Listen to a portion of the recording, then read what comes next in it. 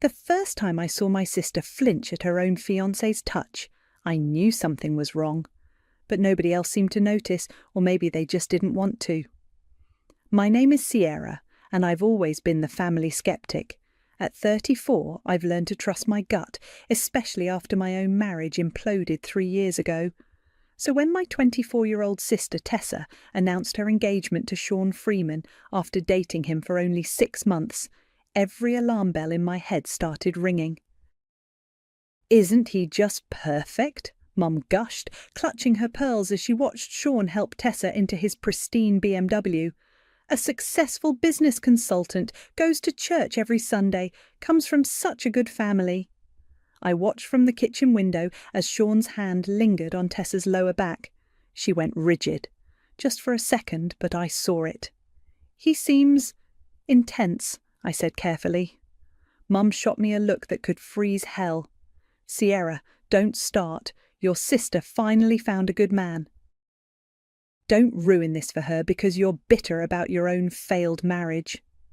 That stung, but I bit my tongue. Mum had this way of weaponizing my divorce whenever I questioned anything, like being abandoned by my cheating ex-husband somehow disqualified me from having opinions about relationships. The engagement party was 2 weeks later at our church. I arrived fashionably late, hoping to avoid the pre-party small talk, but walked straight into a wall of forced cheer. Tessa stood beside Sean in a flowing maxi dress despite the July heat, her smile bright but somehow hollow. "Sierra!" She rushed over and hugged me, but even through the fabric I could feel how thin she'd gotten. "I'm so glad you're here. Wouldn't miss it." I studied her face, dark circles under carefully applied concealer. "You look tired, honey. Wedding planning keeping you up?" "Oh, you know how it is." She laughed, but it sounded brittle. "Sean likes everything perfect. We've been working on the guest list until midnight most nights." Sean appeared beside us like he'd materialized from thin air. "Sierra, great to see you." His smile was magazine perfect, but his eyes were cold. "Tessa was just telling me how excited you are about the wedding." "Thrilled," I said flatly. His grip on Tessa's shoulder tightened slightly. She winced. "Well, we should mingle," he said. "Come on, babe." As they walked away, I noticed Tessa stumble slightly. Sean's hand shot out to steady her, but the gesture looked more controlling than caring. The party dragged on with the usual church crowd making the usual small talk. I found myself watching Sean work the room like a politician. He had this way of making everyone feel special, like they were the most important person in the world. Classic manipulation technique, but it was working. Even Pastor Vince was eating out of his palm. "He's wonderful with her," said Teresa, one of Mum's church friends. "So attentive, always has his hand on her, making sure she's okay." Yeah, I thought, that's exactly the problem. I cornered Tessa by the dessert table. "Hey, can we talk for a minute?" She glanced around nervously. "What about?" "About you. You seem different lately." "Different how?" Her voice pitched higher. "Jumpy, quiet. You're wearing long sleeves in 90-degree weather." Tessa's hands flew to her sleeves, tugging them down. "I just get cold in the air conditioning." "Tess! Sierra!" Sean appeared again, his timing impeccable. "Mind if I steal my fiancé back? There are some people I want her to meet." He didn't wait for an answer, just took Tessa's arm and guided her away, but not before I saw her mouth sorry over her shoulder. The next morning, Mum called me in a panic. "Sierra, I need your help. I'm hosting the bridal brunch planning committee this afternoon, and my speaker system is acting up. Can you bring your laptop and set up some music?" "Sure, but wouldn't Tessa's iPad work better? It has all her playlists." "Perfect. She left it here last night. You're so good with technology." An hour later, I was sitting in Mum's living room, surrounded by church ladies debating centerpiece colours, trying to connect Tessa's iPad to the Bluetooth speaker. The device kept asking for her passcode, so I tried the obvious ones: her birthday, Sean's birthday, their anniversary. Nothing worked. Then I remembered her old standby, our childhood dog's name plus her graduation year. Bingo. The iPad unlocked and I started looking for her music app. But something else caught my eye first. In her email drafts folder, there was an unsent message with a subject line that made my blood run cold. If anything happens to me? My hand started shaking as I stared at the screen. Around me, the church ladies kept chattering about flowers and favours, completely oblivious to the bomb I'd just discovered.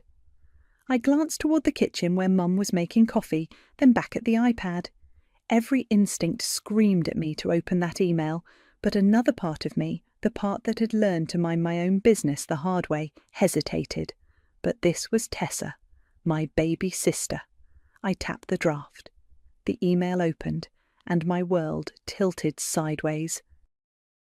The message was addressed to no one, just a desperate stream of consciousness that started with, "I don't know who to tell," and got worse from there. But it wasn't the words that made me drop the iPad. It was the attachments, photos, dozens of them, bruises on Tessa's ribs, purple and yellow like rotten fruit, a split lip she covered with concealer, fingerprint marks on her upper arms. Each image was time-stamped, going back 4 months. "Sierra, how's that music coming along?" Mum called from the kitchen. "Almost got it," I managed, my voice cracking. I scrolled down with trembling fingers. There was a scanned bank statement showing an $80,000 transfer from Tessa's savings account to something called Freeman Consulting LLC. Below that, diary entries in Tessa's handwriting. March 15th. It happened again. He said I embarrassed him at dinner by ordering the wrong wine. Says I need to learn to think before I speak. April 3rd. He needs the money for a business opportunity. Says it's temporary. I want to believe him. April 20th. Wore makeup to cover the bruise on my jaw. Mum complimented how glowing I look lately. The living room felt like it was spinning. Around me, Teresa was debating the merits of peonies versus roses, while my sister was being systematically destroyed by the man everyone thought was perfect. I took screenshots with my phone, my hands shaking so badly I could barely hold it steady. Then I closed the email and somehow managed to get music playing through the speakers. "There we go," I announced, forcing a smile. "All set." The meeting dragged on for another hour. I sat there nodding and smiling while inside I was screaming. When the last church lady finally left, I cornered Mum in the kitchen. "I need to borrow Tessa's iPad for a few days." "For the wedding slideshow?" "Of course, honey. You're so thoughtful to help with all this." I drove straight to Tessa's apartment, the iPad burning a hole in my passenger seat. She answered the door in yoga pants and an oversized hoodie, looking smaller than I'd ever seen her. "Sierra, what are you doing here?" "We need to talk." I pushed past her into the apartment. "Where's Sean?" "At work. Why?" Her voice was wary. I set the iPad on her coffee table and opened the email draft. "Want to explain this?" The colour drained from her face. She sank onto the couch like her legs had given out. "You weren't supposed to see that." "Tessa, what the hell is going on? These photos—" "It's not what it looks like." The words came out in a rush. "Sean's under a lot of stress with the business. He doesn't mean to." "Doesn't mean to what? Beat you? Steal your money?" She flinched like I'd slapped her. "He didn't steal anything. I gave him that money." "It's an investment." "An investment in what? Making you disappear?" "Stop!" Tears started streaming down her face. "You don't understand. He loves me. He's just intense sometimes." I sat beside her, fighting every instinct to shake some sense into her. "Honey, love doesn't leave bruises. Love doesn't empty your bank account." "He said he'd pay me back after the wedding. His uncle is investing in the business and—" "Tessa, listen to yourself. You're making excuses for someone who's hurting you." She stood up abruptly, pacing to the window. "You wouldn't understand. You've never had someone fight for you the way Sean fights for us." Fight for you? Is that what he calls it when he hits you? He doesn't hit me. The denial came out sharp and desperate. Sometimes when I do something wrong, he gets frustrated. It's my fault for not listening better. My heart broke watching her defend him. Tessa, nothing you could do would justify this. Nothing. She turned to face me, and I saw the fear in her eyes. Raw, bone-deep terror. Even if that were true, it's too late now. The wedding's in 3 weeks. Everyone's coming. Mum's so happy. I can't just... You can. We'll figure it out together. No. She shook her head violently. You don't know what he's capable of. If I leave him now, he'll destroy me. He has photos, recordings of things I said when I was upset. He'll make sure everyone knows what a mess I am. Before I could respond, we heard a key in the lock. Tessa's face went white. He's not supposed to be home yet, she whispered. Sean walked in, all smiles, until he saw me. His expression shifted so quickly it was like watching a mask slip. Sierra, what a surprise. Tessa didn't mention you were coming by. Just sister stuff, I said, standing up. Wedding planning. His eyes flicked to the iPad on the coffee table, then back to me. How nice. Tessa's so lucky to have such a involved sister. The way he said involved made my skin crawl. Well, I should go. I grabbed the iPad. Tessa, think about what we discussed. Sean's hand found Tessa's shoulder, his fingers digging in just slightly. She didn't flinch this time, but I saw her jaw tighten. What did you discuss? He asked pleasantly. Flower arrangements, Tessa said quickly. Is Sierra's helping with the decorations? How thoughtful. His smile never wavered, but his eyes were ice cold. Drive safe, Sierra. These roads can be dangerous. As I walked to my car, I heard him close the door behind me. Through the thin walls, I caught fragments of conversation, his voice low and controlled, hers high and apologetic.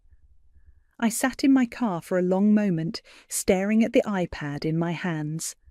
Then I noticed something I'd missed before. Another folder buried deep in her files. It was labelled, "For Willow, if I disappear."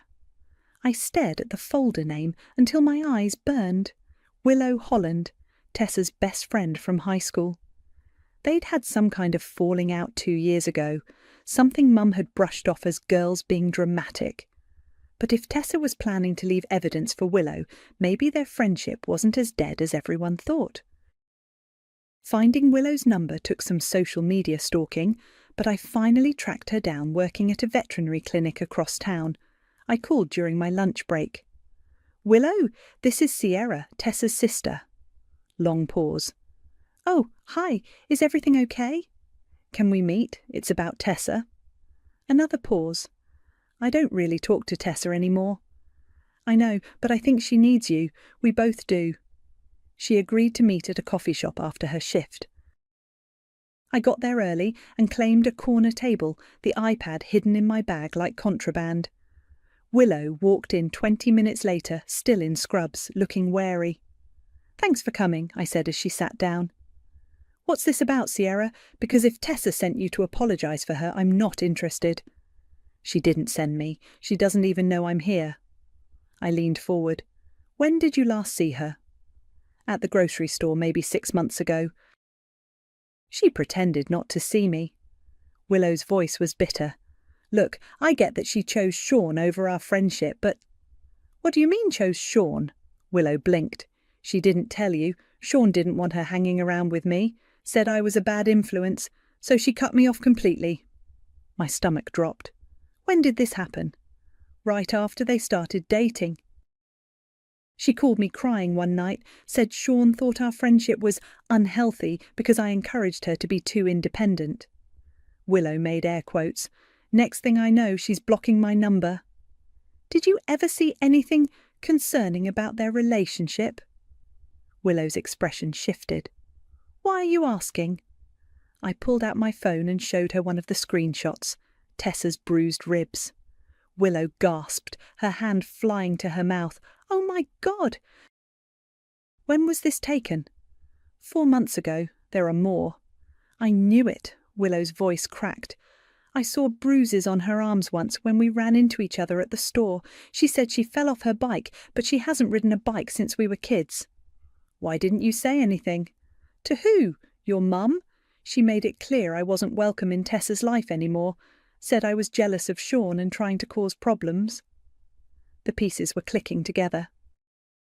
Sean had systematically isolated Tessa from anyone who might question his behaviour, and Mum had helped him do it. "There's something else," I said, pulling up the folder on the iPad. "She has files labelled for you, like she was planning to send you evidence." Willow's eyes filled with tears. "Show me." The folder contained more photos, but also audio recordings. Willow and I huddled over the iPad, listening to Sean's voice through the tinny speakers. "You're so stupid sometimes, Tessa. How do you expect me to take you seriously when you can't even balance a checkbook? Don't cry. You know I hate it when you cry. It's manipulative. Your sister thinks she's so smart, but look how her marriage turned out. You want to end up like her? Alone and bitter?" Willow was crying openly now. "This is my fault. I should have fought harder for her." "This isn't your fault. It's his." I closed the iPad. "But I need your help. I'm going to stop this wedding." "How?" "I don't know yet. But first I need to know more about Sean. His business, his background, anything that might help." Willow wiped her eyes. "I can help with that. My cousin works at the courthouse. She might be able to pull records." We spent the next hour planning. Willow would dig into Sean's background while I tried to find more evidence of financial fraud. We exchanged numbers and agreed to meet again in 2 days. I was walking to my car when my phone rang. "Mom." "Sierra, we need to talk. Come over, now." Her tone made my blood run cold. "What's wrong?" "Just come over." I found Mom pacing in her living room, her face flushed with anger. Sean sat on the couch, looking perfectly composed, except for the muscle ticking in his jaw. "Sit down," Mum ordered. "I'll stand." "Sean tells me you've been asking inappropriate questions about his business. And apparently you took Tessa's iPad without permission." I looked at Sean. "Tessa gave me permission." "Did she?" Sean's voice was silk over steel. "Because she seemed pretty upset when she realised it was missing. Thought someone had stolen it." "I borrowed it for the wedding slideshow."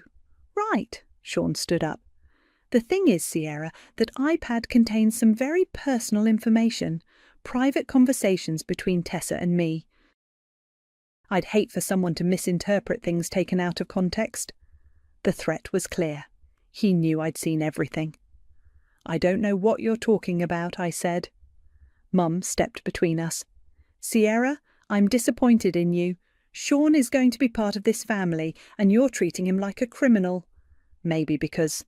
"Because what? Because you can't stand to see your sister happy?" Mum's voice rose. "You need to apologise to Sean right now, and you need to promise to stop this nonsense." I looked at Sean's smug face, then at my mother's expectant expression. "I'm not apologising for caring about my sister."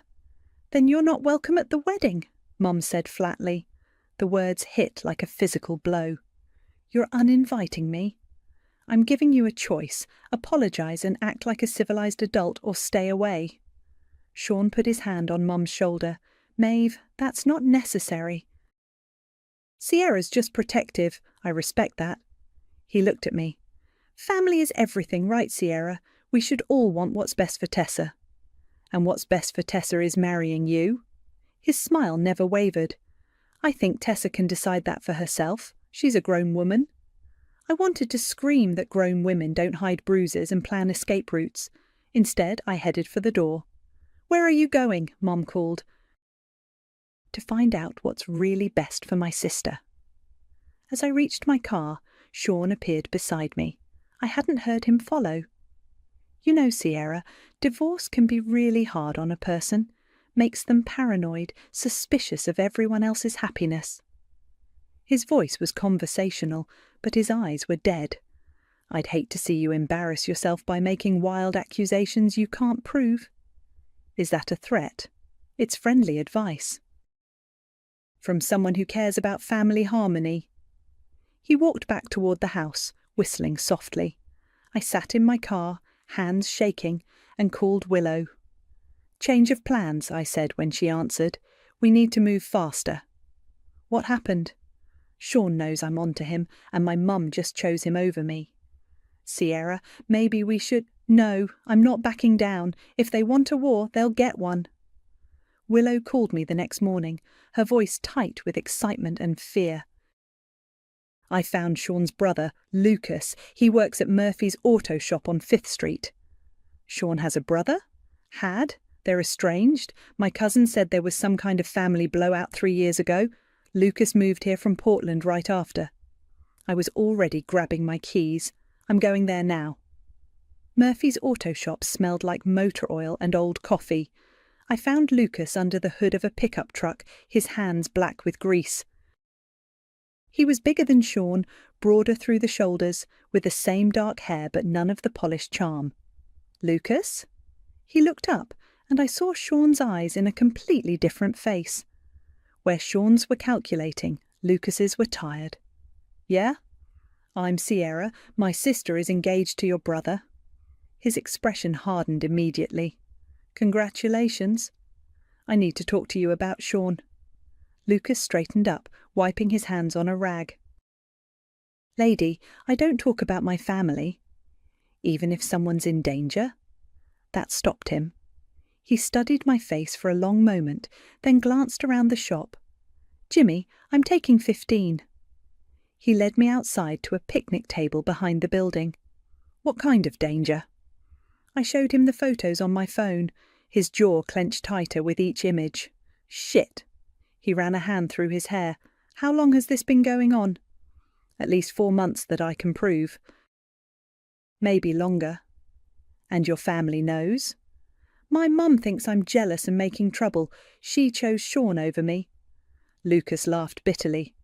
"Yeah, that sounds familiar. Sean's always been good at making people choose sides." "What happened between you two?" He was quiet for so long I thought he wouldn't answer. Then, "There was a girl in Portland. Emma. Sweet kid, worked at a coffee shop near Sean's office. He dated her for about a year. What happened to her?" "She ended up in the hospital with a broken wrist and 3 cracked ribs, said she fell down the stairs." Lucas's voice was flat, but I saw the finger-shaped bruises on her throat. My stomach lurched. "Did you report it?" "Tried to, but Sean had an alibi. Dinner with our uncle, the one with all the money and political connections. Emma suddenly decided not to press charges. Got a nice settlement check and moved to Seattle. Your uncle paid her off." "Uncle Richard doesn't like family scandals. Bad for business." Lucas's voice dripped disgust. "Sean walked away clean, and I got cut off for betraying family loyalty." "So you moved here?" "Figured I'd never see him again. Then I heard through the grapevine he was engaged." Lucas looked at me. "Your sister seems nice. Quiet." She wasn't always quiet. We sat in silence for a moment. Then Lucas said, "You planning to stop this wedding?"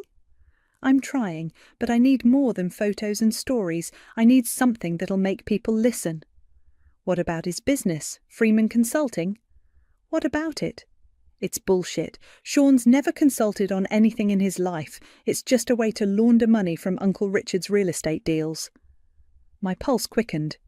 "Can you prove that?" "Maybe. I still have some contacts in Portland." He pulled out his phone. "Give me your number. I'll see what I can dig up." That afternoon, I drove to Tessa's apartment again. This time I came prepared. I'd bought coffee and pastries from her favourite bakery, hoping to seem less threatening. She answered the door looking hollow-eyed and jumpy. "Sierra, what are you doing here?" "Brought you lunch. Can I come in?" She hesitated, then stepped aside. The apartment was immaculate, like a showroom. No personal touches, no clutter. It didn't look like Tessa at all. "Sean likes things tidy," she said, noticing my expression. I set the pastries on the kitchen counter and noticed a pill bottle tucked behind the coffee maker. Anxiety medication, prescribed just last month. "How are you sleeping?" I asked casually. "Fine. Why?" "You look tired." "Wedding planning is stressful." She picked at a croissant without eating it. "Sean wants everything perfect." "What does Sean want that you don't want?" The question hung in the air. Tessa's hands started shaking. "I don't know what you mean." "The guest list, the venue, the dress. What would you choose if it was just up to you?" "It is up to me." But her voice was barely a whisper. I sat beside her on the couch. "Tess, I talked to Willow." She went rigid. "What did you tell her?" "The truth, that you're in trouble and need help." "I'm not in trouble." The denial was automatic, but tears started flowing. "I'm getting married in 2 weeks. I should be happy." "Should be." "But are you?" She broke down completely then, sobbing into her hands. "I can't do this anymore, Sierra. I'm so tired, but it's too late to stop it." "It's never too late." "You don't understand. He has videos of me saying terrible things about Mom, about you. He recorded me when I was upset, when I wasn't thinking clearly. If I leave him, he'll destroy our whole family." "What kind of things?" "Things I said when I was angry. About how Mum always favoured you, how I felt invisible growing up, about your divorce, how I thought you were weak for staying with Jake so long." She looked at me with devastated eyes. "He'll send them to everyone we know." My heart broke for her, but also for myself. Even manipulated and terrified, those words had come from somewhere real. "Tessa, even if he does that, it's just words. Words can't hurt you like he's hurting you. You don't know him like I do." "He doesn't just hurt me, he destroys things, people. He made Emma disappear." "Who's Emma?" Her face went white. I wasn't supposed to know about her, but I found old photos on his phone. A girl from Portland. When I asked about her, he said she was a mistake that got corrected. "Tessa, we need to call the police." "With what proof? He's never hit me where anyone can see. The money transfers look legitimate." "And he has those recordings of me." Before I could respond, we heard a key in the lock. Tessa's whole body went tense. "He's early," she whispered, frantically wiping her eyes. Sean walked in carrying flowers and wearing his perfect smile, but his eyes went straight to me, then to Tessa's tear-stained face. "Well, this looks cosy, sister bonding time." "Sierra brought pastries," Tessa said quickly. "How thoughtful." He set the flowers on the counter and moved to stand behind Tessa, his hands on her shoulders. "But didn't we talk about having visitors over without checking first?" "I'm sorry, I forgot." "It's okay, babe. I'm not mad." But his fingers dug into her shoulders. "Sierra, always a pleasure, but Tessa and I have wedding errands to run." I stood up slowly. "Of course. Tessa, think about what we discussed." Sean's smile never wavered. "What did you discuss?" "Bridesmaid duties," I lied. "Right. Well, drive safe, Sierra. You know how dangerous these roads can be." As I walked to my car, my phone buzzed. Text from Lucas. "Found something. Meet me tonight. Murphy's. 8 p.m. I looked back at Tessa's apartment. Through the window I could see Sean talking to her, his hands gesturing emphatically while she nodded like a broken doll. Not for much longer, I promised silently. One way or another I was going to save my sister. Even if it meant destroying everything else in the process. Lucas was waiting for me in the empty auto shop, a manila folder spread across the workbench. Under the fluorescent lights he looked grim. "You're not going to like this," he said without preamble. I approached the bench. The folder contained bank statements, business registration documents, and what looked like police reports. "Freeman Consulting is a shell company," Lucas said. "All the money flows through it, but there's no actual business. Sean's been using it to clean money from Uncle Richard's questionable real estate deals." "Questionable how?" buying properties with cash, flipping them fast, inflating values, classic money laundering. He pointed to a bank statement.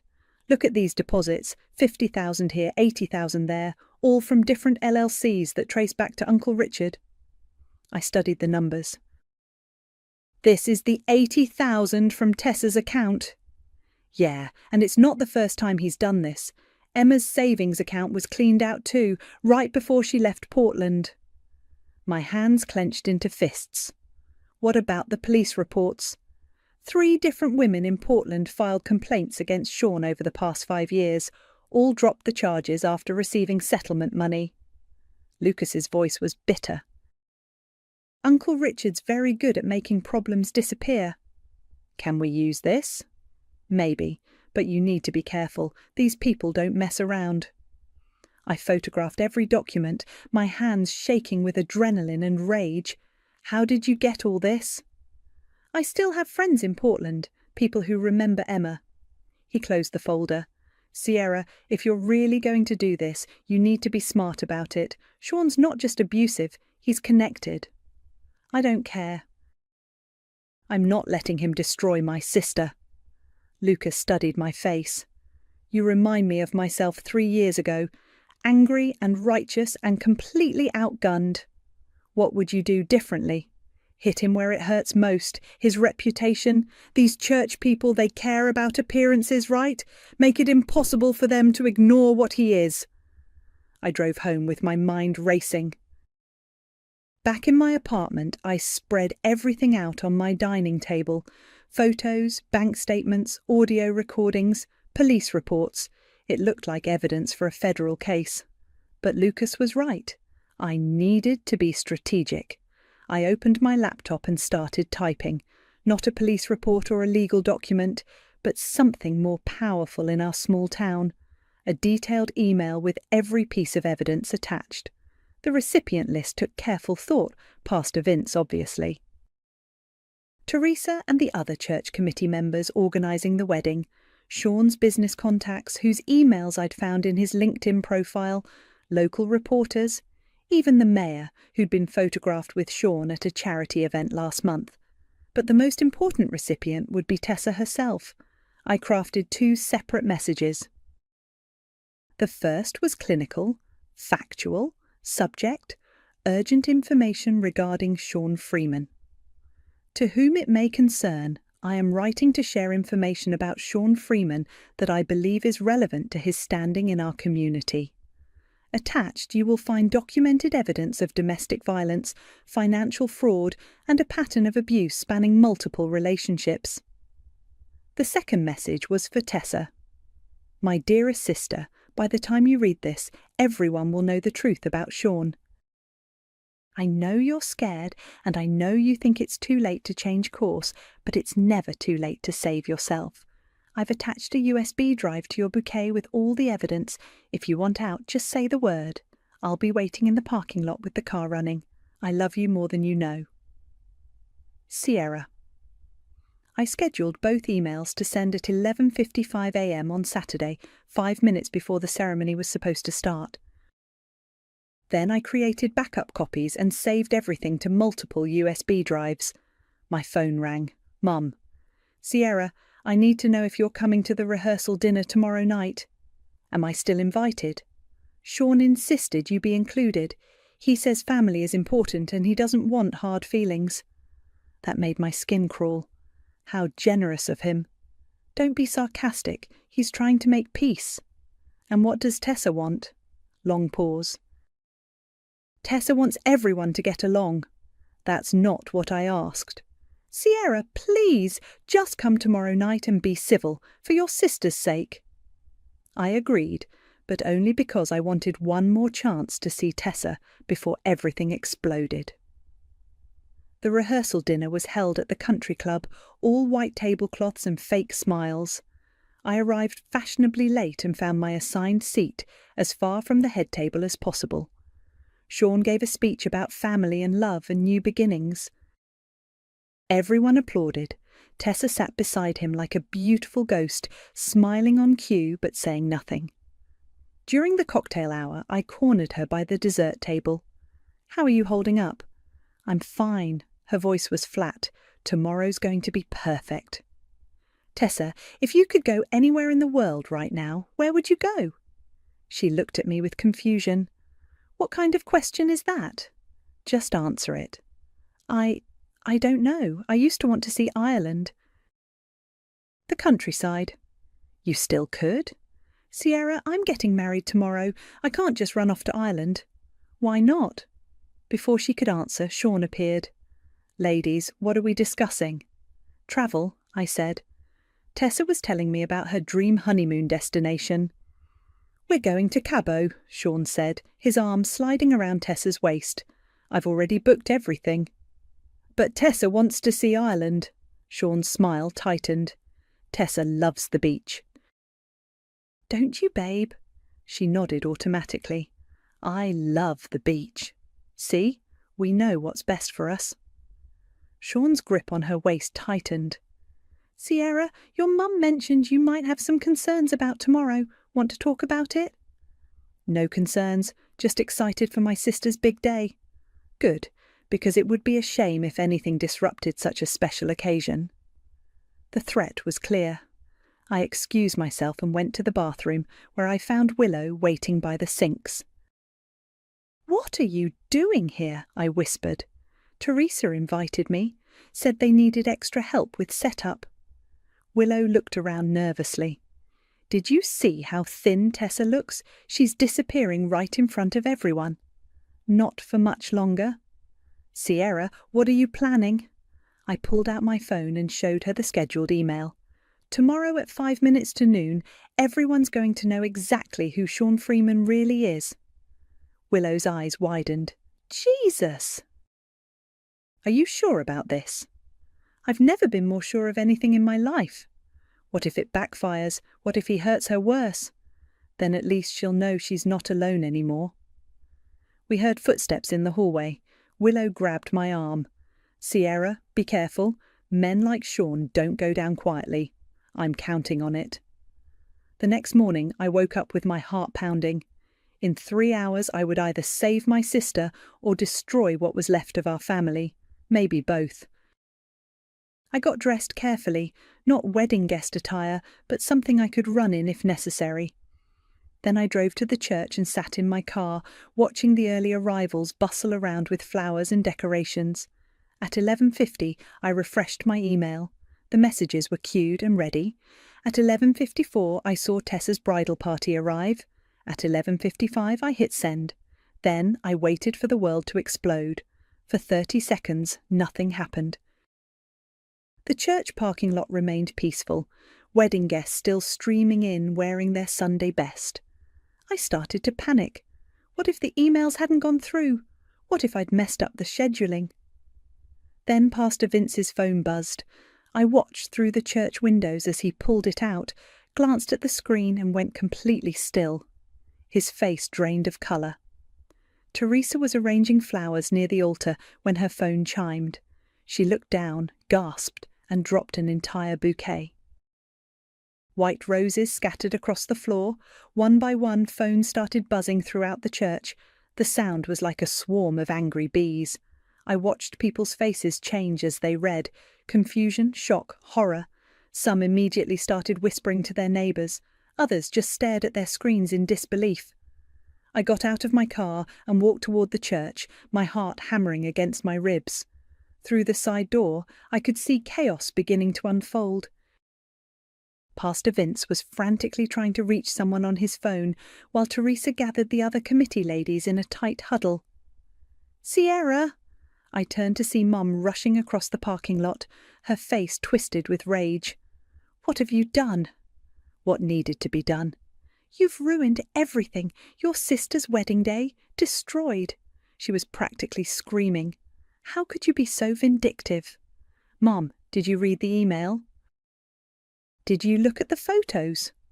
I don't care what lies you fabricated. Sean is a good man, and I'm just what? Jealous? Bitter?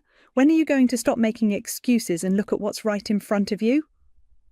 Before Mum could answer, we heard shouting from inside the church.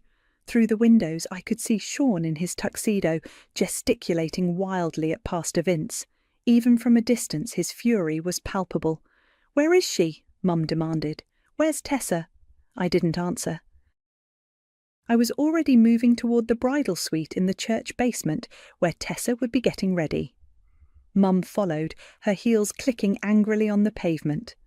The basement was eerily quiet compared to the chaos upstairs. I found the bridal suite and knocked softly. "Tessa, it's Sierra." No answer. I tried the handle. Locked. "Tessa, please open the door." "Go away." Her voice was muffled like she was crying. "Honey, I need to talk to you." "I can't." "I can't do this." Mum pushed past me and pounded on the door. "Tessa, open this door right now. We need to fix this mess your sister created."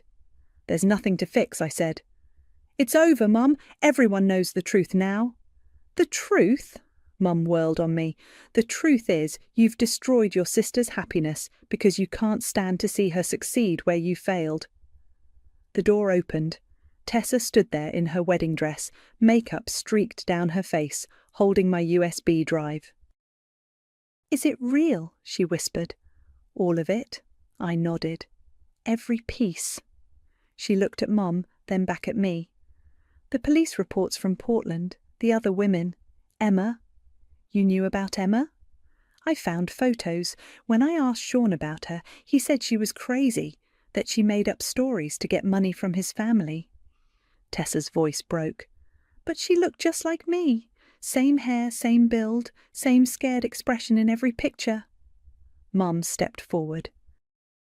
"Tessa, whatever Sierra showed you, we can work through this. Sean loves you. People make mistakes." "Mistakes?" Tessa's voice rose. "Mum, he broke my ribs. He emptied my bank account. He records me when I'm upset so he can use it against me later." "That's not—" "It is." Tessa pulled up her sleeve, revealing fresh bruises on her forearm. "This is from yesterday when I asked if we could postpone the honeymoon. He said I was being ungrateful." Mum stared at the bruises, her face cycling through emotions, denial, shock, something that might have been recognition. "Why didn't you tell me?" Mum's voice was barely a whisper. "I tried. Remember when I came to you crying 3 months ago? You said I was being dramatic, that all couples have adjustments." I thought, "You thought what was easier to believe? That your daughter was being dramatic instead of being beaten?" Heavy footsteps echoed in the hallway. Sean appeared, still in his tuxedo but dishevelled now, his perfect hair mussed. Behind him was a man I didn't recognise. Older, expensive suit, the kind of face that belonged in boardrooms and country clubs. "Uncle Richard," Tessa whispered. So this was the money behind Sean's operation. He looked at the scene, Tessa in her wedding dress, me with my phone out, Mum wringing her hands, and his expression was coldly calculating. "We have a problem," he said simply. "It's handled," Sean said, but his voice was tight. "Just a misunderstanding." "A misunderstanding that's been sent to half the town?" Uncle Richard pulled out his phone. "I've got 17 missed calls from business associates. The mayor wants to meet with me Monday morning." Sean's mask was finally slipping. "It's all lies. Sierra's just bitter about her divorce." "Are the bank records lies?" I interrupted. "The police reports? The photos of what you did to my sister?" Uncle Richard studied me with the kind of attention that made my skin crawl. "You're the sister." "I'm the sister who's not afraid of you." He almost smiled. "Everyone should be afraid of something, Miss Bond." "Is that a threat?" "It's a fact." Tessa stepped between us, and for the first time in months she looked like my sister again, spine straight, chin up. "Get out," she said quietly. Sean blinked. "Babe, you don't mean—" "Get out of this church. Get out of my life. Get out before I call the police myself." "Tessa, you're upset." "You're not thinking clearly." "I'm thinking clearly for the first time in months." She pulled off her engagement ring and threw it at his feet. "We're done." Sean's composure cracked completely. "You ungrateful bitch. After everything I've done for you, everything I've given you." You've given me nothing but bruises and nightmares. He took a step toward her, his hand raised, and I moved without thinking. But someone else was faster. Lucas appeared in the doorway like a shadow, his presence filling the small space. He didn't say anything, just looked at his brother with flat, dangerous eyes. Sean's hand dropped. "Lucas, what are you doing here?" "Making sure you don't do anything else stupid." Uncle Richard straightened his tie. "Sean, we're leaving. Now." "But now." As they walked away, Sean turned back one last time. "This isn't over, Tessa." "You'll regret this." "The only thing I regret," Tessa called after him, "is not listening to my sister sooner." The basement fell silent except for the distant sound of chaos upstairs, guests leaving, cars starting, a wedding that would never happen. Tessa sank onto a chair, still in her wedding dress, and started to laugh. It was a broken sound, but it was real. "I'm free," she whispered. "I'm actually free." The laughter died as quickly as it had started. Tessa looked down at her wedding dress, thousands of dollars of silk and lace that would never see an altar. "What do I do now?" she whispered. "Now you get out of that dress and we get you somewhere safe," I said. Mum had been silent through the entire confrontation, but now she stepped forward. "Tessa, honey, maybe we should think about this. Sean was angry, but people say things they don't mean when they're upset." "Mum, stop!" Tessa's voice was firm. "Just stop. I can't do this anymore. I can't pretend everything's fine when it's not." "But the wedding—" "There is no wedding." Tessa stood up, the dress rustling around her. "There never should have been a wedding." Lucas cleared his throat. "Ladies, I don't want to interrupt, but we should probably get moving. Sean's unpredictable when he's cornered, and Uncle Richard doesn't like loose ends." "What does that mean?" Mum asked. "It means they're going to try to control the narrative. Discredit Sierra, maybe claim Tessa had a breakdown." Lucas looked at me. "You need to be prepared for them to come after you. Let them try." "Sierra." Tessa grabbed my arm. "I need to get my things from the apartment. My documents, my photos, everything. We'll go together." "I'm coming too," Mum said quietly. We both stared at her. "Mum, I said I'm coming." Her voice was stronger now. "I failed you once, Tessa. I'm not doing it again." 20 minutes later, Tessa had changed into jeans and a sweater. We caravanned to her apartment, me and Tessa in my car, Mum and Lucas following in his truck. The parking lot was empty except for Sean's BMW. "He's here," Tessa whispered, going pale. "Stay in the car," I said. "No, it's my apartment, my stuff." Lucas appeared at my window. "I'll go first, make sure it's safe." We followed him up the stairs. The apartment door was wide open, and we could hear Sean inside, talking rapidly on the phone. "Doesn't matter what she says, it's her word against mine, and everyone knows she's unstable."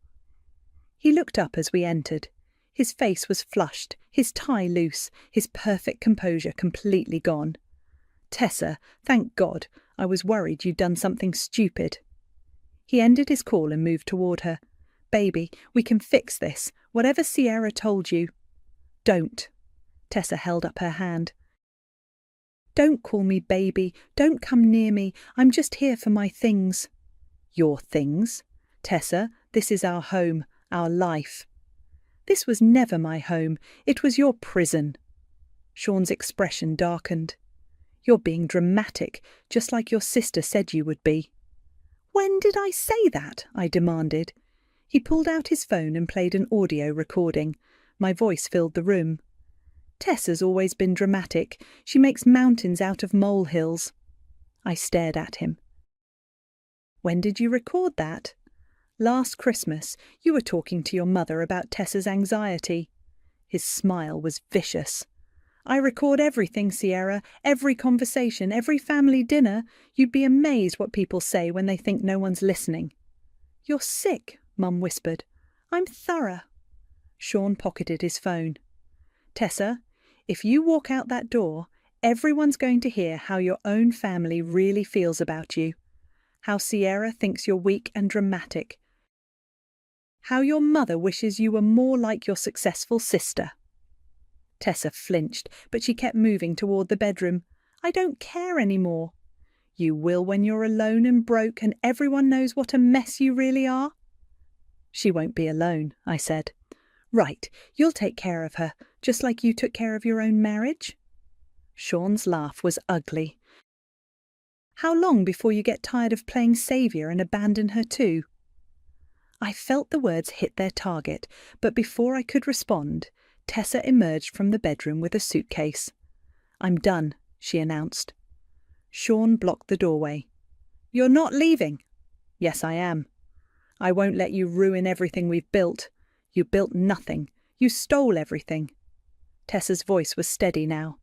You stole my money, my friends, my confidence. But you can't steal my choice to leave. Sean grabbed her arm. You're not going anywhere. Lucas moved so fast I barely saw it. 1 second Sean was holding Tessa's arm, the next he was against the wall with Lucas's forearm across his throat. Let go of her, Lucas said quietly. Get off me. Let go of her. Sean released Tessa's arm. Lucas stepped back but stayed between Sean and the door. We're leaving now, I said. Don't follow us. This isn't over, Sean called after us. You think you've won something, but you've just destroyed your own family. No one's going to forgive you for this, Sierra. Not your mother, not your sister, not anyone. We made it to the parking lot before Tessa broke down. She collapsed against my car, sobbing so hard she could barely breathe. He's right, she gasped. I've ruined everything. The wedding, the family, all that money. You didn't ruin anything, I said firmly. You saved yourself. But what if... No what-ifs. You're free, Tessa. For the first time in months, you're free. Mum appeared beside us, tears streaming down her face. I'm so sorry, baby. I'm so sorry I didn't see it.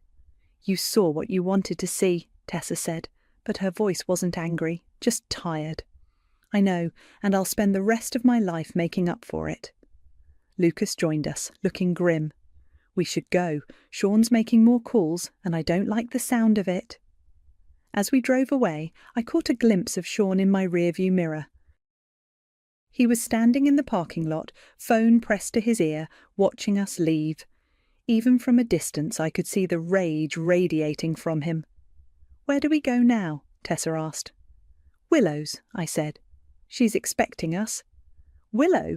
But we haven't talked in... She never stopped caring about you, Tess. She was just waiting for you to come home. My phone buzzed with a text from an unknown number. You have no idea what you've started. This is just the beginning. I deleted it without showing the others.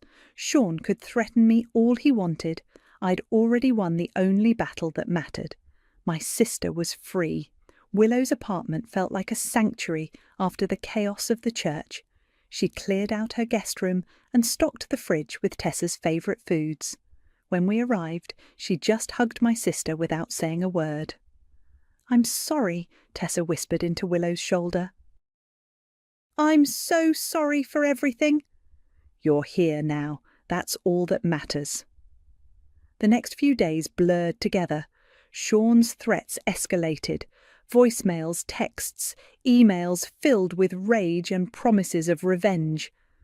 But something unexpected was happening in town. Instead of rallying around Sean, people were distancing themselves. Teresa called me on Tuesday morning. Sierra, I owe you an apology. I've been asking around about Sean and... Well, let's just say your email wasn't the first red flag people had noticed. What do you mean? Remember Janet from the flower shop? She said Sean screamed at her last month when the roses weren't the exact shade he wanted, made her cry in front of customers, and Mike at the catering company said Sean tried to stiff him on the deposit, claimed the contract was invalid. The dominoes were falling faster than I'd expected. By Wednesday, 3 of Sean's business clients had terminated their contracts. The local newspaper ran a story about financial irregularities at Freeman Consulting. Pastor Vince announced that the church would be reviewing its association with Sean. But the real blow came Thursday morning. Lucas called me, his voice tight with satisfaction. Emma's coming forward. Emma from Portland. She saw the news story online, reached out to me through mutual friends. She's driving down this weekend to file a police report. After all this time?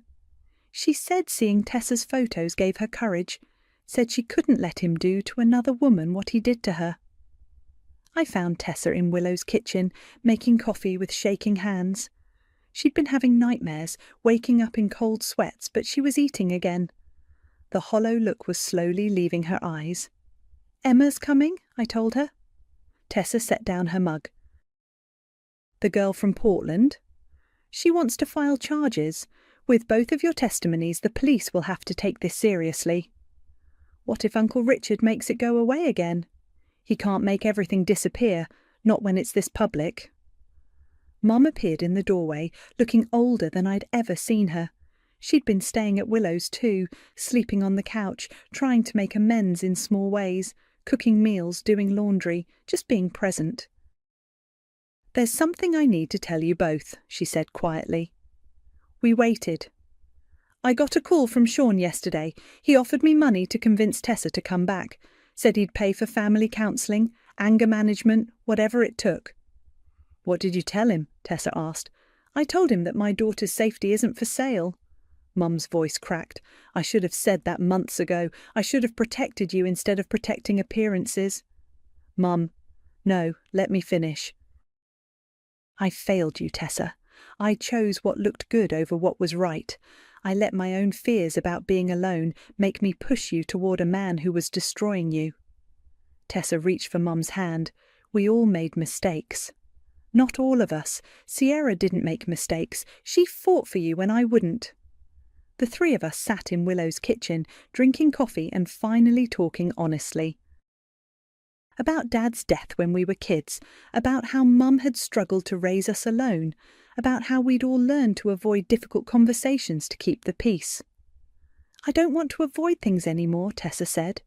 "I want to press charges. I want to testify. I want to make sure he can't do this to anyone else." "It won't be easy," I warned. "Uncle Richard will try to discredit you. Sean will fight back." "Let him." "I'm not the same person who was afraid to speak up." Emma arrived Saturday morning, a small woman with kind eyes and visible scars on her hands. She and Tessa sat together on Willow's couch, comparing stories, finding strength in shared experience. "He told me I was crazy too," Emma said, "that no one would believe me because I had a history of depression." "He recorded me saying terrible things about my family when I was upset," Tessa replied. "Said he'd release them if I ever left. Did you know he's been doing this for years? There are at least 3 other women." By Sunday, they'd decided to coordinate their police reports. Lucas offered to testify about Sean's history. Even some of Sean's former business associates agreed to speak about his financial practices. The final blow came Monday morning. I was at my apartment, finally sleeping in my own bed, when Willow called. "Turn on the news." I fumbled for the remote. The local morning show was running a story about a federal investigation into money laundering schemes involving several Portland area businesses. Uncle Richard's photo flashed on screen. Holy shit! It gets better. Sean's been arrested.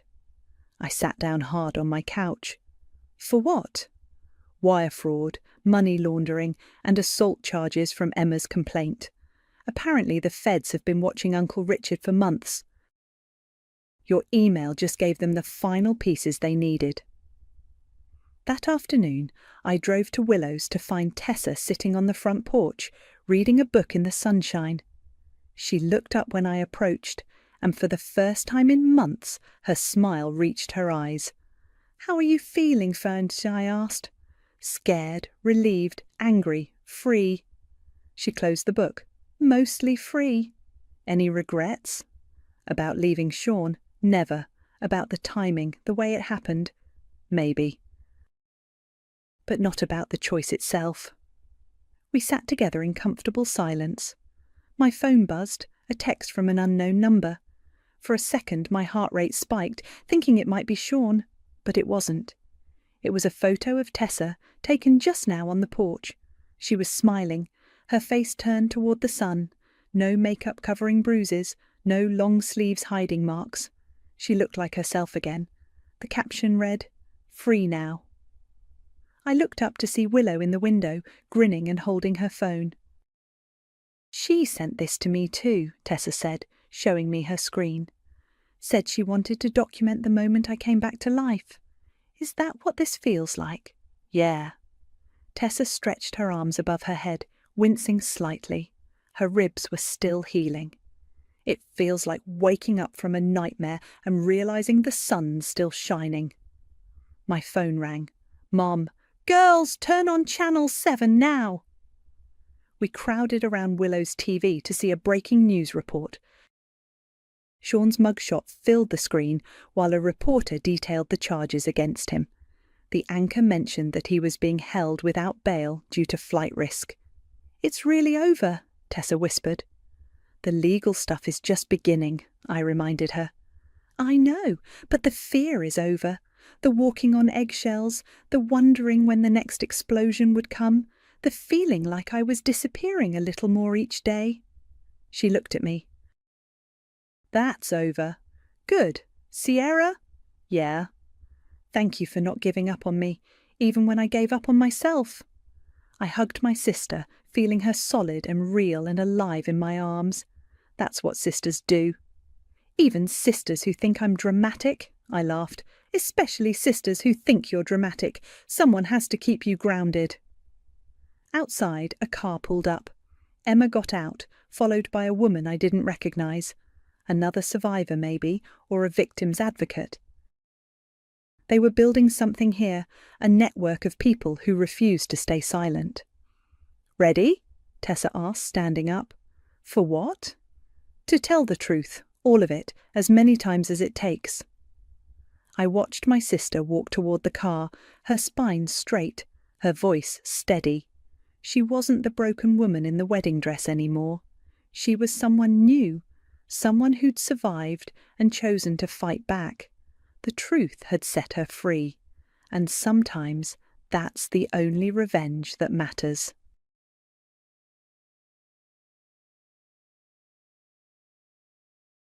My name is Lily Bennett, and last Tuesday, my family sued me. The envelope sat on my desk, like it had been dropped from a great height. Its thick cream paper creased at one corner. The return address wasn't a stranger's, it was my mother's. My hands hesitated over the seal, but curiosity, or maybe some sick sense of duty, pulled it open. Inside was a summons. My own name, Lily Mae Bennett, spelled out in bold, underlined, next to the words defendant. Below it, the accusation wrongful possession of inherited assets, in other words, theft. From my own father's estate, the office around me blurred. Clients' voices in the waiting room faded, until all I could hear was the faint hum of the fluorescent light overhead. My throat tightened, but I kept reading, each line slicing a little deeper. The plaintiffs, my mother and my older brother. No mention of a conversation. No warning. Just a lawsuit. I set the papers down and leaned back in my chair. My job is literally to help people navigate legal disputes. I know the rules, the timelines, the strategies, but nothing in my training prepared me for the day my own blood would put me in the crosshairs. What they didn't know, what none of them knew, was that my father had left something behind for me. Not money, not property, something far more dangerous in a courtroom. And it was about to come from the one person they thought was theirs entirely, my father's lawyer. The last time we'd all been in the same room was the reading of my father's will. A year and a half ago. It was held in the sunlit conference room of Whitmore and Jameson, the firm my father had trusted for decades. My brother, Daniel, sat opposite me, legs spread wide like he was already claiming the space. My mother perched beside him, perfectly dressed, her pearls catching the morning light. I'd chosen the far end of the table, closer to the window, partly for the view of the harbor, partly because I didn't want to feel their eyes on me. Mr. Charles Whitmore, Dad's lawyer, went through the formalities: assets, debts, charitable contributions. My father's tone seemed to echo in Charles's steady voice, clipped, efficient, unemotional. Daniel's name appeared again and again. Properties, accounts, a controlling share in Bennett Hardware, the family business. My mother's face didn't move, but I saw her hand resting lightly on his arm each time his name was mentioned. Then Charles shifted to me. To my daughter, Lily Bennett. I leave. He paused, not dramatically, just long enough to make me brace. The management rights and sole discretion over the Bennett Foundation Trust. The silence was immediate. Daniel's brows drew together. My mother's fingers froze. I'd never even heard of the trust before that morning. Charles explained quickly it was a small, discreet fund my father had built over years, intended for strategic investments and charitable work. Control of it meant influence, not the kind my brother could wave around at cocktail parties, but the kind that shaped decisions behind closed doors. I remember nodding, though my mind was racing. My father hadn't spoken to me about this, not once. He'd been distant for most of my adult life, speaking to me more through legal updates than dinner table conversations. Why give this to me? After the meeting, Daniel caught me in the hallway. "Don't get comfortable," he said, his voice low. "That's not yours to keep." My mother stood beside him, silent but watching. I told myself it was just bluster. But now, with the lawsuit in my hands, I could see it had been a promise.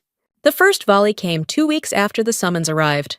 My bank called to inform me that several of my accounts had been frozen, pending a legal dispute regarding rightful ownership. They didn't have to say who initiated it, I already knew. I sat at my kitchen counter, with the phone pressed to my ear, staring at the Bennett Foundation Trust ledger on my laptop. Half the funds were now inaccessible. Projects I'd been quietly supporting, scholarships for trade school students, seed funding for a local community center, were suddenly on hold.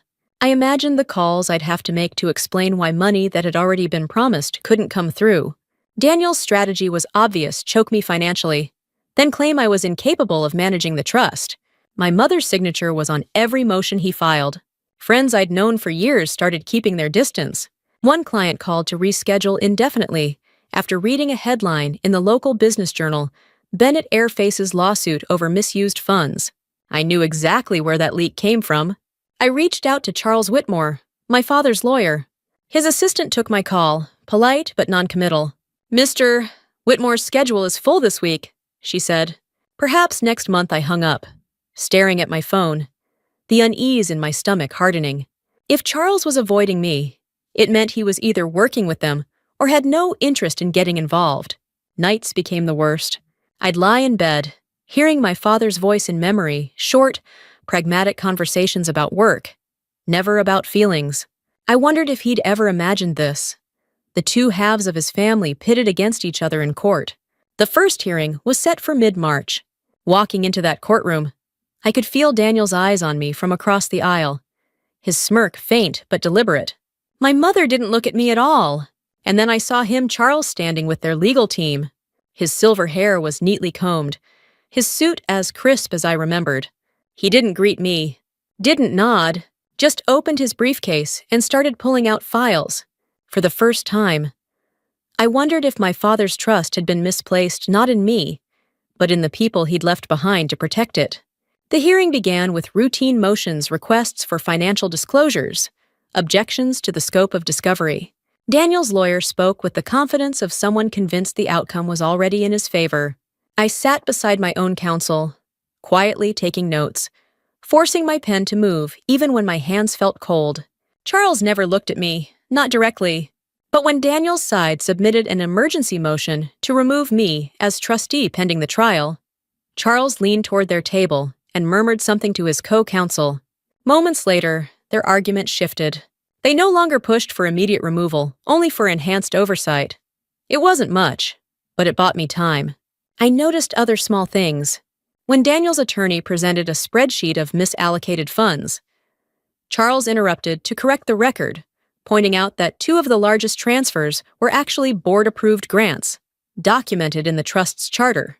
He phrased it clinically, almost dismissively, but I caught the slight lift of his brow in my direction before he went back to his notes. After the session ended, I lingered outside the courtroom. Charles walked past without breaking stride. But as he passed, he said low enough for only me to hear, "Keep your receipts." Then he was gone, disappearing into the flow of attorneys heading for the elevators. That night, I pulled every record I had: bank statements, board minutes, grant approvals into a single binder. If Charles was hinting at something, I wasn't going to miss it. The next hearing came 2 weeks later. This time, Charles asked the judge for a sealed review of certain client communications from my father. Daniel's lawyer looked blindsided. My mother's lips pressed into a thin, hard line. I didn't know what Charles was playing at, but something in my chest shifted. For the first time since this began, I wondered if maybe he wasn't the enemy after all. Still, the stakes hadn't changed. One wrong move, one misstep in court, and I could lose everything, not just the trust, but the last piece of my father's faith in me. And if Charles really had something that could change the outcome, I needed to find out before Daniel figured it out first. By the third hearing, the case had stretched into something uglier than I'd imagined. Every day brought new filings, accusations of mismanagement, demands for audits, insinuations about my lack of experience.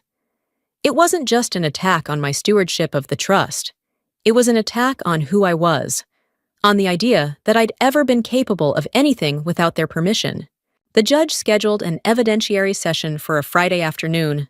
The air in the courtroom felt heavier than usual, thick with that low, electric hum that comes when everyone senses a turning point. Charles rose from his seat at Daniel's table. His voice was even, but there was something in the way he cleared his throat before addressing the bench. "Your Honor, pursuant to my obligations under Rule 1.6 and the instructions of my late client, I request the court's leave to submit a sealed file for in-camera review." Daniel's lawyer immediately objected. "Mr.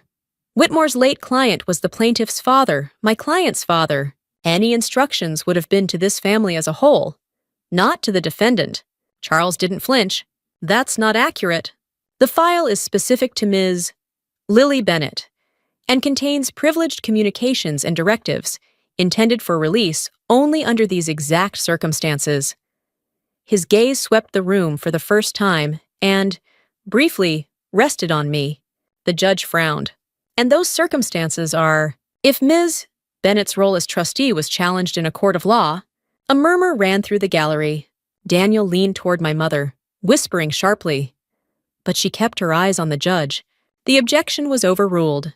The bailiff crossed the floor to retrieve a heavy, leather-bound envelope from Charles's briefcase. It looked old, the wax seal cracked but still clinging to the flap. The judge broke it open and began reading silently. When he looked up, his expression was unreadable. "Mr. Whitmore, you may read the relevant portion into the record." Charles nodded and adjusted his glasses. His voice carried clearly, every syllable deliberate. "To my attorney of record, Charles Whitmore. If my daughter, Lily Bennett, is ever challenged as trustee of the Bennett Foundation Trust, you are to present this letter as Exhibit A. She is to be regarded not merely as the legal trustee, but as my star client. She has my full confidence, both in judgment and in integrity.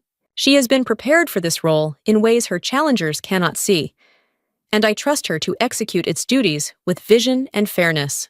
My throat closed around the air I tried to swallow. Hearing those words in my father's voice, even secondhand, was like finding sunlight in a room I thought had no windows. Charles continued, reading lines that sketched a picture I'd never seen my father draw. Notes about meetings we'd had years ago, quiet breakfasts, where I'd thought he was making small talk, but he'd been gauging how I thought, how I decided. Comments about my work ethic, my refusal to take shortcuts, my clear-eyed stubbornness. Even the mistakes I'd made were noted not as failings, but as proof I learned without being told twice. Daniel shifted in his seat, his jaw tight enough to turn the muscles in his temple into sharp lines. My mother's hand was frozen mid-rest on her lap, fingers curled inward. The letter ended with, "If there is opposition, let them see the record. Let them see that this was my choice, made in full knowledge of who she is. And if they do not respect it, they do not respect me." The silence that followed was suffocating. The judge cleared his throat. "Based on this evidence, and absent any credible proof of mismanagement, the motion to remove Mrs. Bennett as trustee is denied. Cost to be borne by the plaintiffs. A sharp intake of breath came from Daniel's side of the aisle. I didn't move. My palms were pressed flat to the table, grounding myself against the sudden shift in gravity. As the judge adjourned, Charles closed the file and walked toward the aisle. This time, he stopped at my table. "Your father was a complicated man," he said quietly. "But about you, he was very clear." I managed a nod, afraid that if I spoke, my voice would crack. Daniel and my mother left without looking back, their heels striking the marble floor in hard, clipped beats. The sound echoed after they were gone, but for once, it didn't make me flinch. When the courtroom emptied, I stayed seated for a long minute, letting the quiet settle. My lawyer began packing up, sliding files into his briefcase. But I didn't move. The letter's words were still circling in my head, pieces of my father's thoughts that I'd never been allowed to hear when he was alive. Eventually, I stood, smoothed my skirt, and stepped into the hallway. The marble echoed with my footsteps, the sound of my own movement replacing the sharp clicks that had announced Daniel and my mother's exit. For the first time in months, I didn't feel chased. Outside, the cold air bit at my cheeks. I drew in a breath that felt cleaner than anything I'd managed since this started. Charles was waiting near the curb, hands in the pockets of his overcoat. When he saw me, he didn't smile, but there was something softer in his eyes. "You kept your receipts," he said simply. "I wasn't going to give them the satisfaction," I replied. My voice came out steadier than I expected. He nodded. "Your father knew this day might come. That's why he gave me the letter. He wanted you to have more than a title. He wanted you to have protection." There were a dozen things I wanted to ask him. Why my father hadn't told me about the trust earlier. Whether he'd known how fractured our family really was. But I didn't. Some answers wouldn't change what had happened, and others I wasn't ready to hear. Instead, I told him, "Thank you." Charles inclined his head and stepped back as a black sedan pulled up to the curb. He got in, closing the door without another word. I watched the car disappear into the traffic, feeling the strange mix of relief and emptiness that comes when a battle ends and you're still standing. In the weeks that followed, the legal dust settled. The judge's order was final. The trust remained in my control. Daniel and my mother paid the court-ordered costs, though I suspected the money came from one of Daniel's shell companies rather than their own pockets. They didn't call. I didn't either. I threw myself into the real work, not just defending my position. The foundation's stalled projects restarted within days. The community center funding was restored. The trade school scholarships expanded. I added a new initiative for legal aid, specifically for young trustees and small nonprofit managers who found themselves targeted by their own boards or families. The first time I signed off on a grant under that program, I thought of my father's letter. She has my full confidence. I realized it wasn't just about me keeping the trust. It was about what I chose to do with it. Still, there were moments when the past crept in. Grocery store aisles where I'd turn a corner and half expect to see my mother examining produce, or late-night walks when I'd think I heard Daniel's voice behind me. But the echoes faded faster now. They no longer dictated my next move. Spring came early that year. The city's parks were full of new green, and the harbor view from my apartment seemed brighter, sharper. One Saturday morning, I took a folder of pending grant applications out to the balcony with my coffee. As I reviewed them, I found one from a young woman in a small town 2 states over. She was trying to start a STEM program for high school girls and needed seed funding. Her proposal was rough, but I could see the potential, the determination between the lines. It reminded me of myself, except I'd had to fight to be seen, while she was still asking for the chance. I approved it on the spot. A few days later, Charles called. "It was the first time since the courthouse. I thought you might want to know," he said, "that your father also left you something else. Not money, an old file of letters he never sent. I can have them delivered, if you want them." I hesitated. Part of me wanted to say no, to leave the past where it was. But another part, the part that had sat in that courtroom and heard my father's voice in writing, knew those letters might hold something worth understanding. "Send them," I said. When the package arrived, I left it unopened on my desk for 2 days. When I finally broke the seal, the first envelope held only a single page. His handwriting was neat, deliberate. "Lily, if you're reading this, it means you're still fighting. Good. Don't stop. I folded the letter and set it back in the envelope. There were more pages to read, but not all at once. Some things deserved time. That evening, I walked down to the waterfront. The same place I'd stood after the will reading, feeling small and expendable. This time, the water looked different, steadier somehow. The trust was safe. My work was moving forward.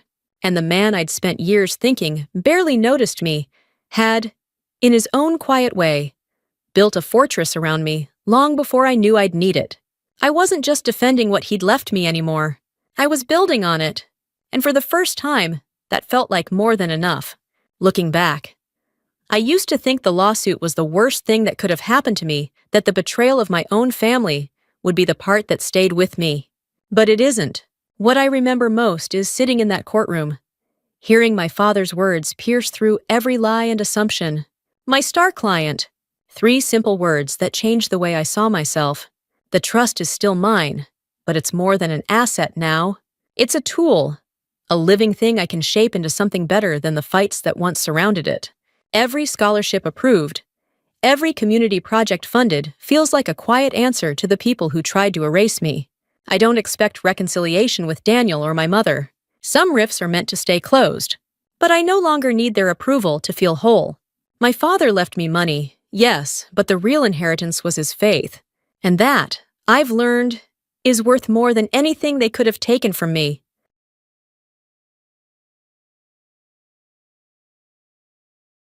The steel mesh of the base gate was cold enough to bite through my gloves when I pressed my hand against it. Floodlights swept across the tarmac, catching the glint of metals on passing uniforms. My name is Kylie Richardson, and if you believe my family, I'm the daughter who never made anything of herself. Tonight, they made sure I knew it. Beyond the checkpoint, Fort Cardenas hummed with music and polished ceremony.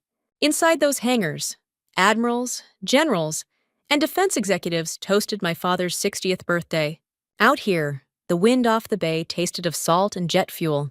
Kylie, my sister's voice cut through the night precise. Practiced. She stepped forward in perfectly pressed navy dress blues, the silver on her collar flashing. Her smile was tight, edged with victory. "You're not on the list," she said. "This night is for people who still matter." I stayed still. Beneath my glove, the black edge of an access card pressed into my palm. She didn't know her firm's biggest contract sat on my desk, waiting for my approval, and I was done staying outside the gate. Isabella didn't step aside.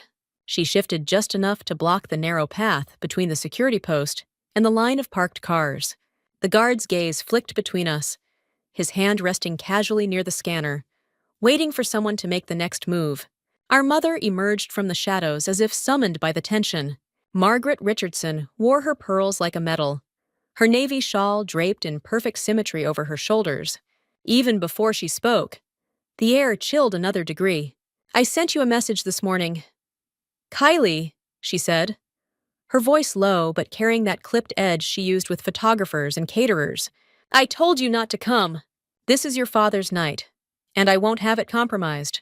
Compromised! The word landed heavier than she knew. I'd spent years in places where that word meant lives lost. Supply lines cut, missions failed. And yet here, at my father's celebration, it was my presence she thought might stain the evening. Isabella folded her arms, her gaze lingering deliberately on my boots. "I made senior counsel last month," she said, as if announcing it into a microphone. "Last week, I was invited to the Strategic Advisory Board for Titan Defense. People who shape policy will be here tonight, not the kind who used to haul cargo in combat zones." Her tone slid over me like rain on armor. Titan Defense. I'd seen that name not long ago in a secure briefing room at the Pentagon. The contract they were desperate to land was currently waiting on my review. My signature, the last green light they needed?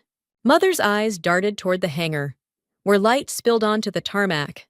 "Do you even know who's inside?" she asked. "Admiral Cole, who commands the Atlantic Fleet. General Maddox, whose family practically built half the East Coast shipyards.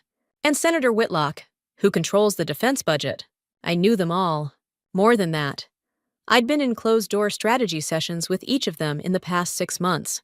They didn't know I was coming tonight, And they certainly didn't know that behind my silence was the authority to alter their timelines, their budgets, their careers. The guard cleared his throat, shifting his weight. Inside the hangar, a brass band hit a bright note, the music spilling out like an invitation I was meant to decline. I adjusted the strap of my duffel bag, feeling the black access card dig deeper into my palm. I'd turned away before let them have their evening without me. But tonight, I could feel a different current in my chest. I wasn't here to make peace. I was here to remind them exactly whose ground they were standing on. 15 years earlier, I'd stood in a different uniform on a different kind of parade ground. I was 23, fresh out of the Naval Academy, and I told my father I was volunteering for deployment in Afghanistan. He didn't shout. He didn't have to. No daughter of mine will waste her life as a grunt in some pointless desert, he'd said, his voice as rigid as the creases in his dress whites. I went anyway. I spent the next 12 years moving ammunition under mortar fire, plotting convoy routes over roads laced with IEDs, and coordinating emergency airlifts in blackout conditions. I learned that every decision carried a cost, and hesitation could kill more than courage ever saved. When my knees finally gave out from years of rucks and body armor, I wasn't sent home. A sealed transfer landed me in a windowless operations center in Virginia, monitoring satellite feeds and moving supplies like pieces on a chessboard. That work led me to the Strategic Military Logistics Division at the Pentagon, where strategy isn't a theory, it's a currency. Promotions came fast, not because I chased them, but because I refused to let a single link in the chain fail. By the time I was appointed director, my clearance level outranked most of the admirals my father liked to name drop at dinner. I signed off on billion-dollar supply contracts. I rerouted fleets before anyone outside my office even knew they'd been compromised. To my family, I was just out of the Navy. They never asked where I went, what I did, or who I became. Letting them believe the smaller version of me kept my real work out of sight and out of reach.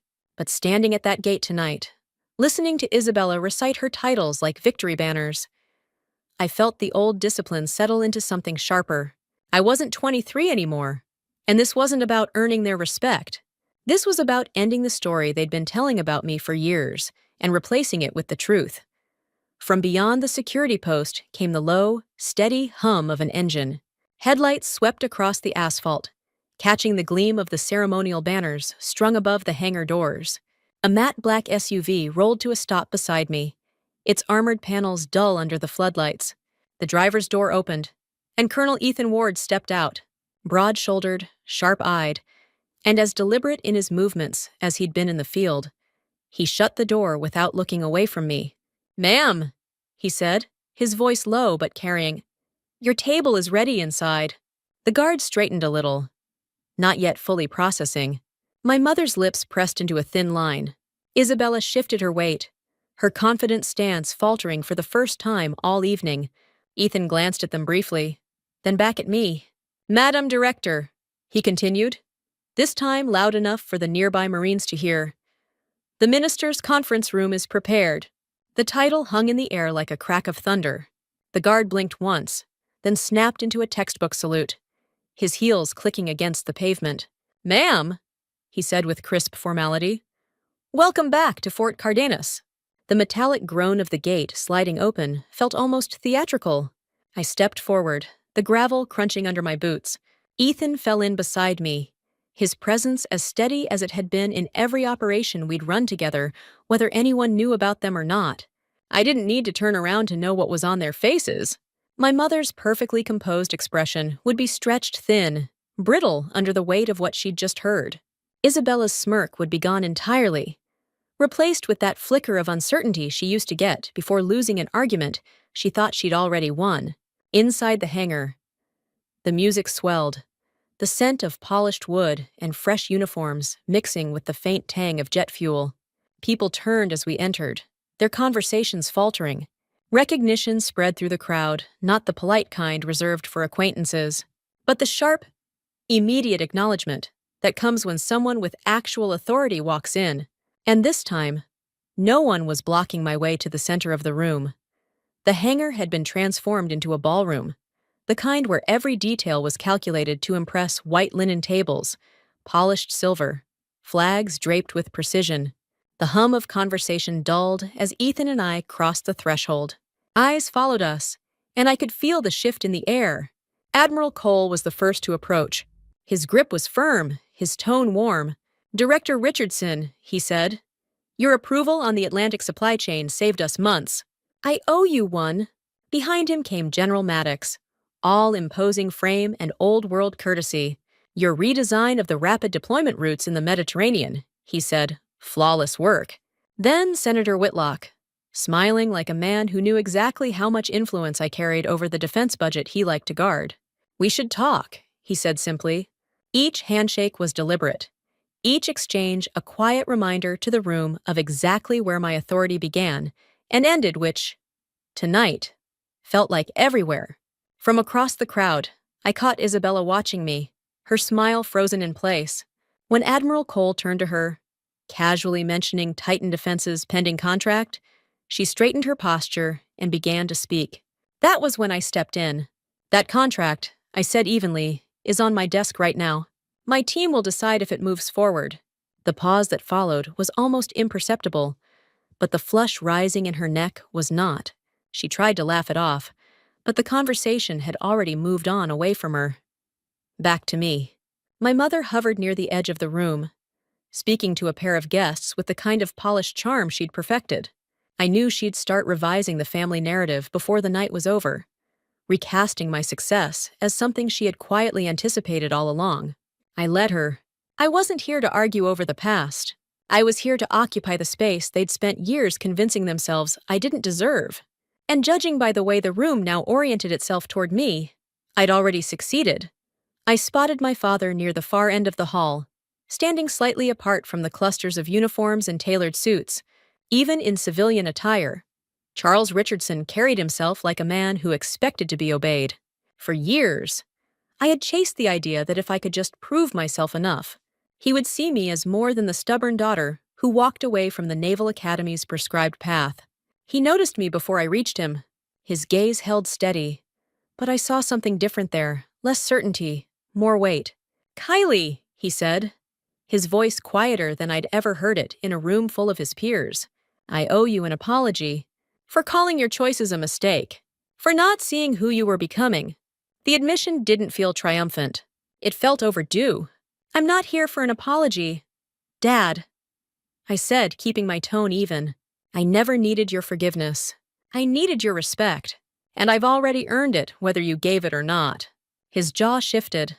Not quite a nod, but not disagreement either. For him, that was as close to surrender as I'd ever seen. I reached into my jacket and pulled out a slim envelope. "Happy birthday," I said, handing it over. He opened it slowly, his brows drawing together as he read. Inside were the transfer papers for the historic military villa outside Norfolk, the one he'd spoken about for decades, but never been able to secure. "I had it restored," I added. "Every beam, every brick. It's yours now." He looked at me then. Really looked. And for a moment, the decades of rank and regulation fell away. "Thank you, Director Richardson," he said. Not kiddo, not daughter. A title earned in full. It was enough. Across the room, I could feel the eyes of my mother and Isabella on us, trying to gauge whether this was a reconciliation or a recalibration. I wasn't sure it mattered. For the first time, I was standing with my father on level ground. The speeches had ended, but the current in the room was still shifting. I returned to the main floor and found myself guided without a word toward the center table. Admiral Cole gestured to the empty chair between him and General Maddox, the kind of unspoken invitation that signaled exactly who held the center of gravity tonight. From this vantage point, I didn't have to seek conversation. It came to me. Project leads, procurement officers, and financiers approached in a steady stream, each one with a project I'd touched or a request only my office could authorize. They shook my hand with a grip that carried weight, not courtesy, but recognition of influence. Across the room, Isabella lingered near the catering station, her champagne untouched. I could see her leaning toward a junior aide, no doubt whispering about ways to salvage the Titan defense contract. But every time she looked my way, her expression tightened. She knew the decision wasn't hers anymore. It hadn't been for weeks. My mother had shifted tactics entirely. When I caught snippets of her conversation with a cluster of guests, she was smiling warmly, saying things like, "Kylie's always been dedicated to service. She just prefers to work behind the scenes." It was revisionist history, polished and ready for public consumption. I let it slide. I wasn't here to win a debate about who predicted my success. The facts had already spoken. General Maddox leaned in, lowering his voice so only I could hear. "We've got an overseas deployment request coming your way. Classified. We need the same efficiency you brought to the med routes." I met his gaze. "Send me the file. I'll make sure it moves." From the corner of my eye, I saw Ethan watching the room from a position near the door alert, but relaxed. He'd seen this transformation before, the way a space realigns when the real decision-maker is identified. And tonight, that was me. The same people who, minutes ago, might not have recognized my name were now bending the evening's flow around my presence. I didn't raise my voice, didn't make a spectacle. The authority was in being able to say little and still control the room. By the time the dessert trays were cleared, the night had settled into its final rhythm. The brass band played softer now, the conversations more measured. The wine poured with less ceremony. I knew the formal end of the evening was coming, and with it, the perfect moment to leave on my terms. I stood, shaking hands with those at the table. Admiral Cole gave a slight nod that conveyed more respect than a standing ovation ever could. General Maddox clasped my shoulder once, in that unspoken language of the field that says you've delivered before. "I trust you to do it again." Senator Whitlock simply murmured, "I'll be in touch." And I knew he meant sooner rather than later. Across the room, Isabella was still by the catering station, though her posture had changed. Gone was the poised stance of a woman holding court. She now leaned on one hip, arms folded, her expression tight, as if each handshake I exchanged was a reminder of the leverage she'd lost tonight. She didn't approach me, not here. Not in this room where the hierarchy had been redrawn in front of her. My mother stayed in her circle of guests, her voice still lilting through a curated story about her dedicated daughter. She didn't try to intercept me as I made my way to the exit. That, I knew, was deliberate. She would prefer to let the image of my leaving be interpreted however her audience needed it to be. Ethan was already by the SUV, engine idling, the military emblem on the side catching the light from the hangar. The moment I stepped outside, the cool night air washed over me, cutting through the faint scent of perfume and polished wood that clung to my clothes. The guard at the gate, the same one who had waited for my clearance hours ago, snapped to attention as we approached. "Good night, Director Richardson," he said, his tone now holding the kind of deference reserved for flag officers. The gates of Fort Cardenas swung open without hesitation. As we rolled forward, I glanced back. The hangar's lights glowed against the dark bay, laughter echoing faintly from inside. I thought about the years I'd stood on the periphery of my family's gatherings, the times I'd turned away rather than force my way in. Tonight had been different, not because I'd proved them wrong, but because I hadn't needed to prove anything at all. The truth of who I was had spoken louder than any defense I could have offered. Ethan glanced at me in the rearview mirror. "Do you want me to flag the Titan defense contract in the morning?" I looked out toward the water, the bay's surface reflecting the pale moonlight. "No," I said quietly. "It'll move if it meets the standards. Same as any other." The SUV picked up speed, the base lights fading behind us. In the silence, I felt something settle, not vengeance, not even vindication, but a steady assurance. This table I'd sat at tonight, I'd built my place there long before anyone realized it, and no one would ever pull my chair away again. In the days that followed, word of that night traveled faster than I expected. Emails arrived from people I hadn't heard from in years. Colleagues, commanders, even a few family acquaintances, each one carrying some version of "I didn't know." I didn't reply to most of them. I wasn't looking to correct the record or bask in belated recognition. The people who needed to know the truth had already seen it with their own eyes. My father called once. A brief conversation about the restoration work on the villa. We didn't talk about the past, but there was no edge in his voice anymore. That was enough. Isabella stayed silent, though I noticed Titan Defense had resubmitted their proposal with every requirement my team had flagged. Professional, clean, no shortcuts. Life at the Pentagon went on. Contracts moved, operations launched, ships sailed. My seat at the table was no longer questioned, not in that room, not in any room. And yet, the quiet victory wasn't about titles or influence. It was about walking through a gate they once swore I didn't belong behind, and knowing I had been holding the keys all along. Some truths don't need to be announced. They just need to be lived, every single day, until there's no space left for the lie.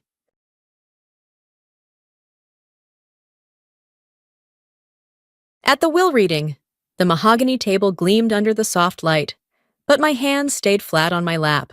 I'm Stephanie Martinez, and I had come prepared for the worst, but not for the words that left my father's mouth. Serena will receive $10 million, the lawyer announced, sliding a thick check across the table.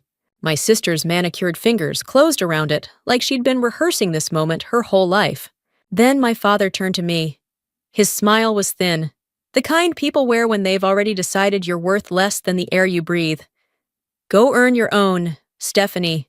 I didn't flinch. My pulse thudded in my ears, but I kept my eyes on the grain of the wood, tracing invisible patterns the way I used to trace tide lines in my grandfather's notebooks. From the corner of the room, an older man in a gray suit, our family's longtime attorney, cleared his throat. There's one more document, he said, lifting a worn envelope with handwriting I knew instantly. My grandfather's. Serena's head snapped toward him. My mother's smile faltered. My father's fingers twitched against the armrest. The lawyer set the envelope on the table as if it were made of glass. Per Mr. Harold Whitaker's explicit instructions. This is to be read in the presence of all immediate family. I felt the air shift. My breath caught. Not because I knew what was inside, but because I knew my grandfather would never write without a reason, especially not to me. Across from me, Serena's expression tightened. Across from her, my mother crossed her arms, and between us lay the envelope, thin, quiet, and somehow heavier than all the money in the room. When the lawyer reached for it, I leaned back in my chair. Ready. Whatever this was, it was about to change everything. I hadn't set foot in my grandparents' ranch house in over a year, not since the spring before my grandfather passed away. Back then, I thought the distance was my fault, that I'd been too busy with work, too distracted to drive the 3 hours out of the city. That lie held until the day after the will reading, when I showed up on the gravel drive and saw my grandmother's silhouette in the doorway. The magnolia trees swayed in the same slow rhythm I remembered from childhood, but the air felt different, colder, heavier. She didn't open her arms. Instead, her voice sliced the space between us. So, you finally decided to show up. I froze. Grandma, what's going on? They told me you were too busy, she said, her gaze never leaving mine. That you didn't want to be bothered. That you had a new life now. Her jaw tightened. Your grandfather called for you every day on his deathbed, Stephanie, every single day. My stomach twisted. That's not true. I tried to call. I came by in March. Serena was here. She said no one was home. Her brows drew together. We were here. Every day. We never left. She disappeared inside without another word. I followed her into the living room, the familiar scent of old wood and dried lavender wrapping around me like a ghost. She returned with a worn leather notepad, the corners bent from years of use. This is the number he kept calling. I looked down and felt the world tilt. The handwriting was my grandfather's neat, blocky, with a faint rightward lean. But the number wasn't mine. I'd had the same number since college. They told us you'd changed it, Grandma said, that you didn't want to be tracked down, that you were ashamed of us. The blood drained from my face. They lied to you. They cut me off from you on purpose. She sank into her chair, the strength in her posture faltering.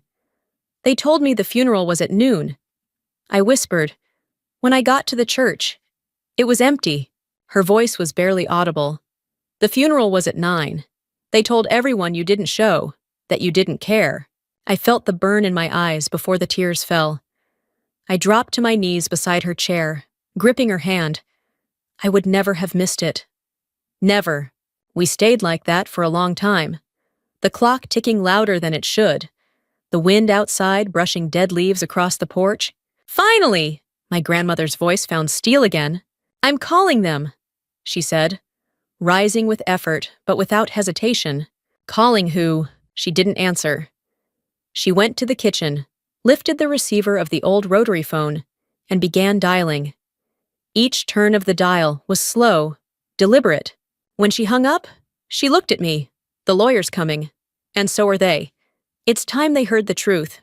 An hour later, the driveway filled with the sound of tires crunching gravel.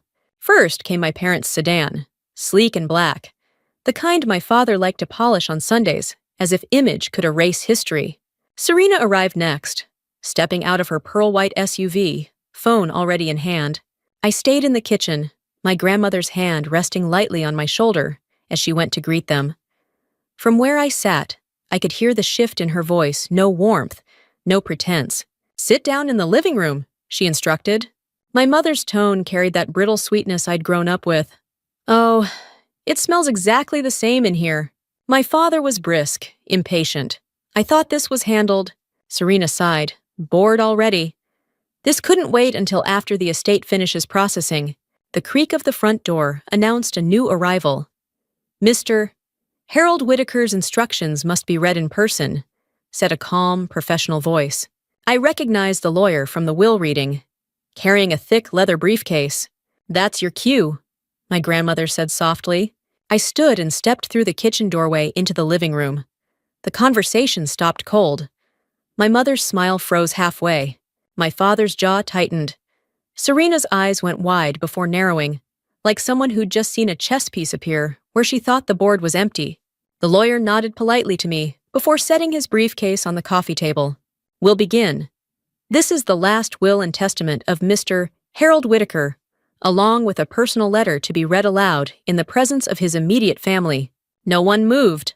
"To my granddaughter, Stephanie Martinez," he read, "I leave the Whitaker Agricultural Research Center, including all property equipment, funding accounts, and active patents. I also direct that the remainder of my estate be divided equally between Stephanie and Serena." The words landed like a stone in still water, ripples of shock, then noise. Serena shot to her feet, her chair scraping the hardwood. "What, you gave her the whole center? That's insane!" She swung toward our parents. "You told me it would all be mine." My father said nothing. My mother stared at the floor. The lawyer raised a hand. "There's also a letter from Mr. Whitaker to be read now." Serena let out a bitter laugh, but I could feel my heartbeat in my throat. Whatever was in that envelope, it was the last thing my grandfather had to say to me, and everyone in this room was going to hear it. The lawyer unfolded the paper with a care that felt almost ceremonial. The handwriting was my grandfather's bold, deliberate strokes, as familiar to me as the smell of his workshop. "To my dearest Stephanie," he began, "if these words are being read, then I'm no longer beside you. But my belief in you remains as strong as ever." The room seemed to shrink. Serena sank back into her chair, arms crossed. My mother's hands twisted in her lap. My father kept his gaze fixed on the window. "You were always the quiet one," the letter went on, "the observer, the thinker, the one who asked why when no one else thought to. You built your own truth in a family that never learned to honor yours." A lump rose in my throat, but I kept my eyes on the lawyer. I wanted every word heard. "I watched how your joy dimmed when your mother brushed you off, how your father changed the subject every time you shared something you were proud of. Serena sparkled in ways they understood. You glowed in ways they refused to learn. Instead of asking you to teach them, they shut you out." I caught Serena shifting in her seat, her jaw tight. I don't blame her entirely. The letter continued. She played the role she was given. "But you, my girl, you wrote your own role. That takes courage." My grandmother's eyes glistened, though her posture stayed firm. "I remember the day you won your first science fair and asked me to hide the trophy so it wouldn't cause trouble. You deserved celebration, not invisibility. I can't undo the damage, but I can give you something that's entirely yours, a place to build without apology, without their shadows." The lawyer folded the letter and set it on the table. The silence that followed was heavy, not empty. I finally spoke, my voice low but steady. "I remember that science fair. Mom didn't come, she was at Serena's dress rehearsal." Serena flinched. My father shifted in his chair. My mother opened her mouth, but my grandmother cut her off with a sharp look. The truth was on the table now, written in my grandfather's own hand, and there was no taking it back. Serena's voice cut through the tension like glass snapping. You always make yourself the victim. Stephanie. I worked for what I got. I met her gaze, unblinking. You visited Grandpa when it was convenient. You smiled when told to. You played nice because you thought it would pay off. Her cheeks flushed. And what did you do? Disappear for years? No, I said sharply. I was cut off. You gave Grandpa a fake number. You told Grandma I didn't want to see her. That's not distance. Serena, that's erasure. My mother stood abruptly. Enough! We're not here to dig up the past. My grandmother's voice was ice. This family has been living a lie, and I let it happen too long. She turned to my mother. I believed you when you said she didn't care. I should have known better. My father leaned forward, his tone defensive. Stephanie got her education, her research trips, her lab internships. Those weren't free. No, I said. They weren't. Grandpa paid for every single one. You didn't even know where I went half the time.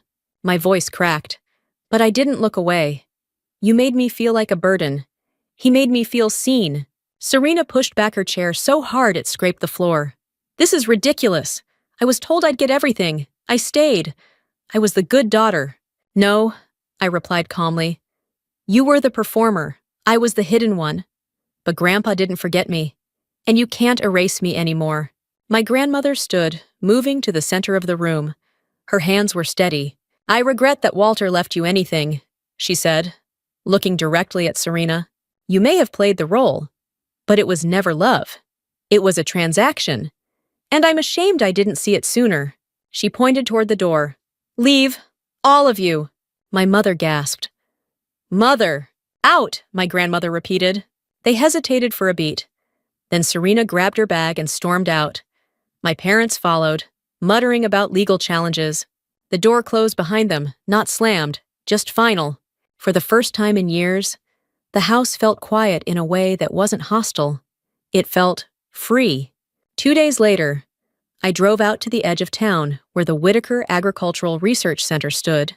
The GPS led me down a narrow dirt road lined with tall pecan trees until the building came into view, a converted barn with weathered red siding and wide double doors. From the outside, it still looked like it belonged to the land, but when I stepped inside, my breath caught. Sunlight poured in through a wall of glass panels, spilling across polished concrete floors. Rows of stainless steel tables held pristine lab equipment microscopes, soil analyzers, a 3D printer still wrapped in plastic. Shelves were neatly stocked with supplies, some labeled with my name in my grandfather's handwriting. In the center of the room sat a wooden workbench, scarred and burnished from years of use. On top of it was a leather-bound notebook, worn at the corners. My hands shook as I picked it up. It was mine, my first research journal from when I was 12, filled with sketches of beehives and messy calculations about pollen cycles. I thought I'd lost it years ago. He had kept it, all this time. I ran my fingers over the familiar pages, the pencil smudges from late nights at the kitchen table. The weight of it settled into me, not just the paper and ink, but the truth he'd been saving this place for me, piece by piece, without telling anyone. I wandered the space slowly, taking in every detail. The far end opened into a greenhouse, rows of seed trays under warm lights. Beyond that, glass doors led to test plots stretching toward the horizon. I pressed my palm against the cool metal of the greenhouse frame. This wasn't just a lab, it was a promise. When I finally stepped back outside, the wind carried the scent of tilled earth and magnolia blossoms. I closed my eyes and let it sink in. This was mine, not because it had been handed to me, but because someone had seen who I truly was and built a place where I could exist without asking permission. And for the first time in years, I felt ready to start. It was almost 3 years after the will reading when her name appeared in my inbox. Subject request to visit. For a moment, I thought it was some legal maneuver, another attempt to contest the will or pick apart my stewardship of the center. But when Serena stepped out of a rideshare in front of the lab a week later, I barely recognized her. Gone were the designer heels and perfect blowouts. She wore a navy coat a size too big, her hair pulled back in a plain knot. She paused at the entrance, her eyes flicking to the portrait of my grandfather hanging in the lobby. "He always knew who you were," she said quietly, even when I didn't. I didn't reply, just gestured toward the lab. She walked beside me as I led her through the main workspace, the greenhouse, the rows of test plots visible beyond the glass. She asked simple questions: what a particular device did, how we funded the program, whether the kids got to publish their results. Her voice was different, stripped of performance. When we reached the community garden, a space where families grew vegetables using our methods, she stopped. A boy knelt beside a raised bed, holding up a carrot for his mother to see. Two girls tested soil pH with one of our kits. Laughter carried on the wind. "I don't expect you to forgive me," Serena said, eyes still on the garden. "I just wanted to see what he built for you, and what you built with it." I let the moment hang. "It's not just for me," I said finally. "It's for anyone who needs a place to start." She nodded, her hands tightening in her coat pockets. That summer, Serena came back, this time as a volunteer for Young Innovators. She coached students on public speaking, on how to explain complex projects without losing the audience. The kids called her Coach S. She never apologized in words, but she showed up. And for me, that was enough. Not because it erased what happened, but because it proved something I never thought possible. Even people who've lived in the shadows of their own choices can step into the light if they want to. The first week felt like standing at the edge of a vast field, unsure where to plant the first seed. The keys to the center sat heavy in my pocket, a weight that was both gift and responsibility. I started small, dusting off the equipment, cataloging what was there, learning the quirks of the building. The silence was almost too loud at first. I'd grown so used to proving myself in rooms where no one wanted to hear me that I didn't quite know what to do with a space that was already mine. Within a month, I reached out to two people I trusted: Daniel Kim, a soil scientist I'd met at a sustainable farming conference, and Mariah Torres, a recent agricultural engineering graduate eager for hands-on work. They arrived with their own worn notebooks, curious eyes scanning the lab like kids stepping into a treehouse. We began with a modest grant proposal for developing low-water irrigation systems. Our first trial plots were patchy and stubborn, the seedlings refusing to cooperate. We broke equipment, spilled samples, and stayed late troubleshooting data models that didn't make sense. But every setback was ours, and that made the victories sweeter. In the evenings, I'd walk the perimeter of the fields, the sky spilling into shades of gold and violet. Sometimes I'd pause at the greenhouse, flipping open my old research journal. The messy handwriting reminded me of the girl I'd been: curious, relentless, certain that answers were hidden if you just looked closely enough. The breakthrough came when Mariah suggested integrating our irrigation model with soil moisture sensors. Within weeks, the plots began to flourish.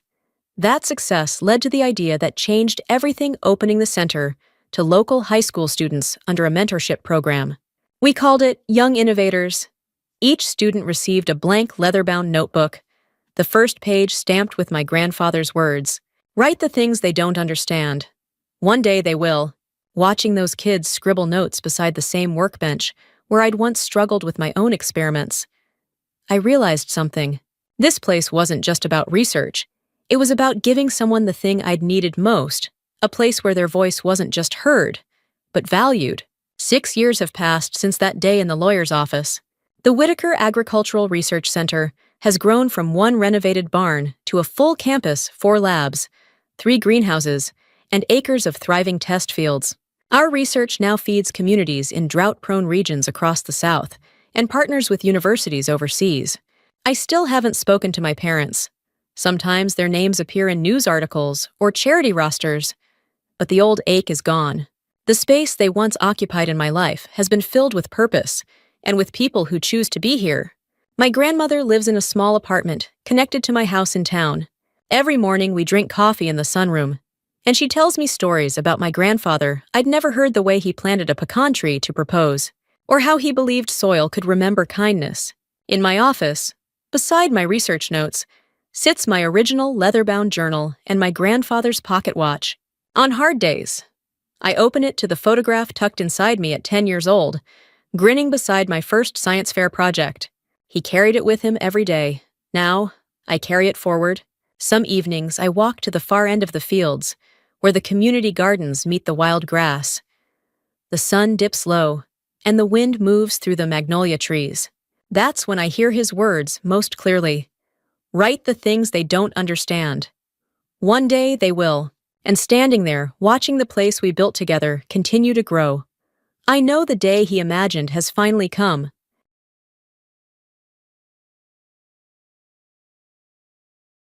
My name is Megan Robinson, and until a few minutes ago, I thought I'd prepared myself for anything this family could throw at me. I was wrong. We were gathered in a high-ceilinged office that smelled faintly of old paper and lemon polish, the kind of room where truth feels heavier. I sat on one side of the long walnut table. My sister Vanessa lounged on the other, her smile already curling into something sharp. "Hope you didn't come expecting anything," she said, loud enough for the lawyer to pause mid-page. I didn't look at her. 12 years in the Navy had taught me the value of keeping your eyes forward, your breathing steady. I left service with scars I don't talk about, and commendations my family never asked to see. To them, I was still the one who walked away. My father, a retired Navy officer himself, sat at the far end. He didn't meet my eyes when he added, "Some of us have earned our place here." Megan. The lawyer cleared his throat, ready to begin. When the door opened, the air shifted. A man in a crisp dress uniform stepped inside Commander Harris, my father's former commanding officer. Every head turned as he walked past my family, without a word, and stopped in front of me. His gaze was steady, his voice low. "Lieutenant Commander Robinson," he said, before raising his hand in a precise salute. The room froze. When Harris lowered his hand, the quiet in the room felt heavy enough to bend the air. My father's face had lost its color. Vanessa's smirk collapsed into a tight line. I didn't speak. I was still processing how long it had been since anyone in my family looked at me without judgment in their eyes. I hadn't grown up invisible, but somewhere between my father's rigid standards and Vanessa's easy charm, I learned what it felt like to fade into the background. The Navy gave me a different kind of life, one where I earned my place without anyone's approval. 12 years of service taught me discipline, resilience, and how to keep my head when the ground shifted under my feet. When I was injured on a mission and forced out of active duty, I came home to silence. No visits, no calls, just a card from my mother that said, "Rest up, we'll catch up soon." We never did. The worst blow came when my grandfather died. He was the one person who had ever listened without comparing me to anyone else. I found out about his funeral days too late. Later, I learned my number in his address book had been swapped for a fake. My calls never reached him. I didn't have to ask who had done it. I built a life away from them, working in security consulting, mentoring other veterans. It wasn't glamorous, but it mattered. Still, to my family, I was the one who'd walked away. So when my grandfather's lawyer contacted me last month, asking me to attend the will reading, I hesitated. I knew what walking into that room meant, stepping back into their version of me, the failure, the outsider. That's why Harris's appearance changed everything. The last time I saw him, we were on a pier halfway across the world, shaking hands after a mission gone wrong. "You kept your head when it counted." Robinson, he'd told me, I never forgot. Now, here he was, standing in my father's world, giving me the kind of salute that left no room for doubt. It wasn't just respect. It was a reminder to them and to me that no matter what story my family told, I had my own. The sight of Harris in that room pulled me back to the last time I saw my grandfather alive. It was a cold autumn afternoon, the kind where the light fades faster than you expect. I'd been in town for a training session with a private security team, and on impulse, I drove the extra hour to his ranch. He was on the porch, wrapped in his old Navy-issue peacoat, watching the fields. When he saw me, his eyes lit up in a way I hadn't seen in years. No hesitation, no questions about why I'd stayed away, just, "About time you dropped anchor here." Megan. We sat for hours, talking about everything except the family. He told me about the old days in the service, the people he trusted, and the mistakes he never repeated. As the sun dipped low, he grew quiet, When the time comes, he said, the truth needs to be spoken where everyone can hear it. Not whispered, not written in some corner, out loud, with no place for them to hide. I didn't fully understand then, but I nodded. Weeks later, I got a letter in his handwriting. Inside was a single page. If this is being read to you, Megan, it means I'm gone. And it means they have to hear what I left unsaid. At the bottom, his signature was underlined twice. The ink pressed deep like he wanted the pen to break through the paper. When the lawyer contacted me last month, that memory rose to the surface like a flare.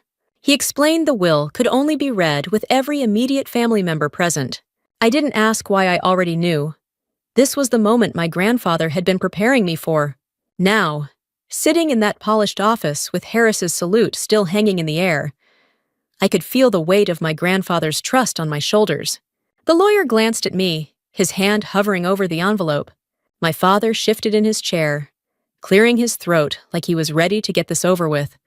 Vanessa tapped her nails against the table, impatient. I steadied my breathing. I'd kept my promise to show up. Now, it was time to see what my grandfather had left behind and why he'd made sure it had to be said in front of all of them. The lawyer eased a thick envelope from his briefcase, the flap sealed with a strip of crimson wax. He placed it in the center of the table like a piece of evidence. My father sat a little straighter. Vanessa tucked a strand of hair behind her ear and stared at the seal as if she could will it to break. This is the last will and testament of Daniel Whitaker, the lawyer said. Voice, even. Executed 8 months before his passing. He glanced around the room, taking attendance without asking. Per Mr. Whitaker's written instruction, it is to be read only in the presence of his immediate family and 2 witnesses. Harris didn't sit. He stayed to my left, hands clasped behind his back in a relaxed parade rest, a presence that shifted the gravity of the room. The second witness was the paralegal, a quiet woman who had already stacked notarized forms at the edge of the table. The lawyer broke the seal and unfolded the pages. To my wife, Eleanor, I leave the house and all its contents, along with the annuity we discussed with Mr. Patel, to ensure she is comfortable and never needs to ask permission for anything. My mother exhaled, not relief exactly, but a loosening in her shoulders. Vanessa slid a speedy glance in her direction, then back to the papers. To my granddaughter, Vanessa Ward.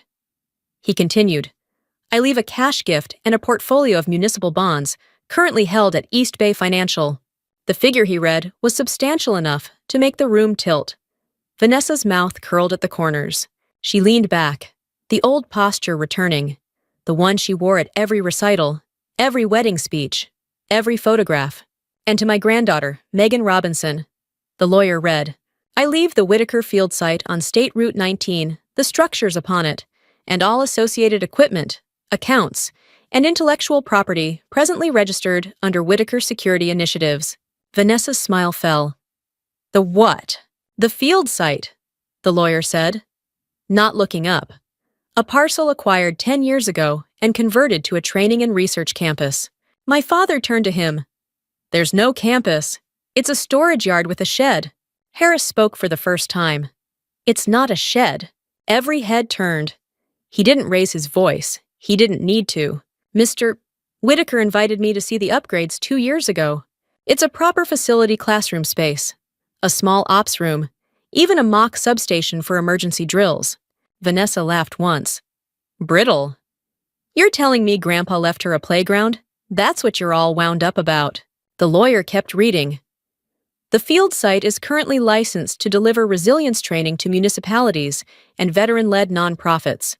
There are active contracts and grant applications pending review. Management, staffing, and strategic direction are left to Megan's discretion. My father shook his head, a tiny movement that said he had already decided what was real. He was old. He was sentimental. Megan doesn't know the first thing about running. She does, Harris said, again without heat.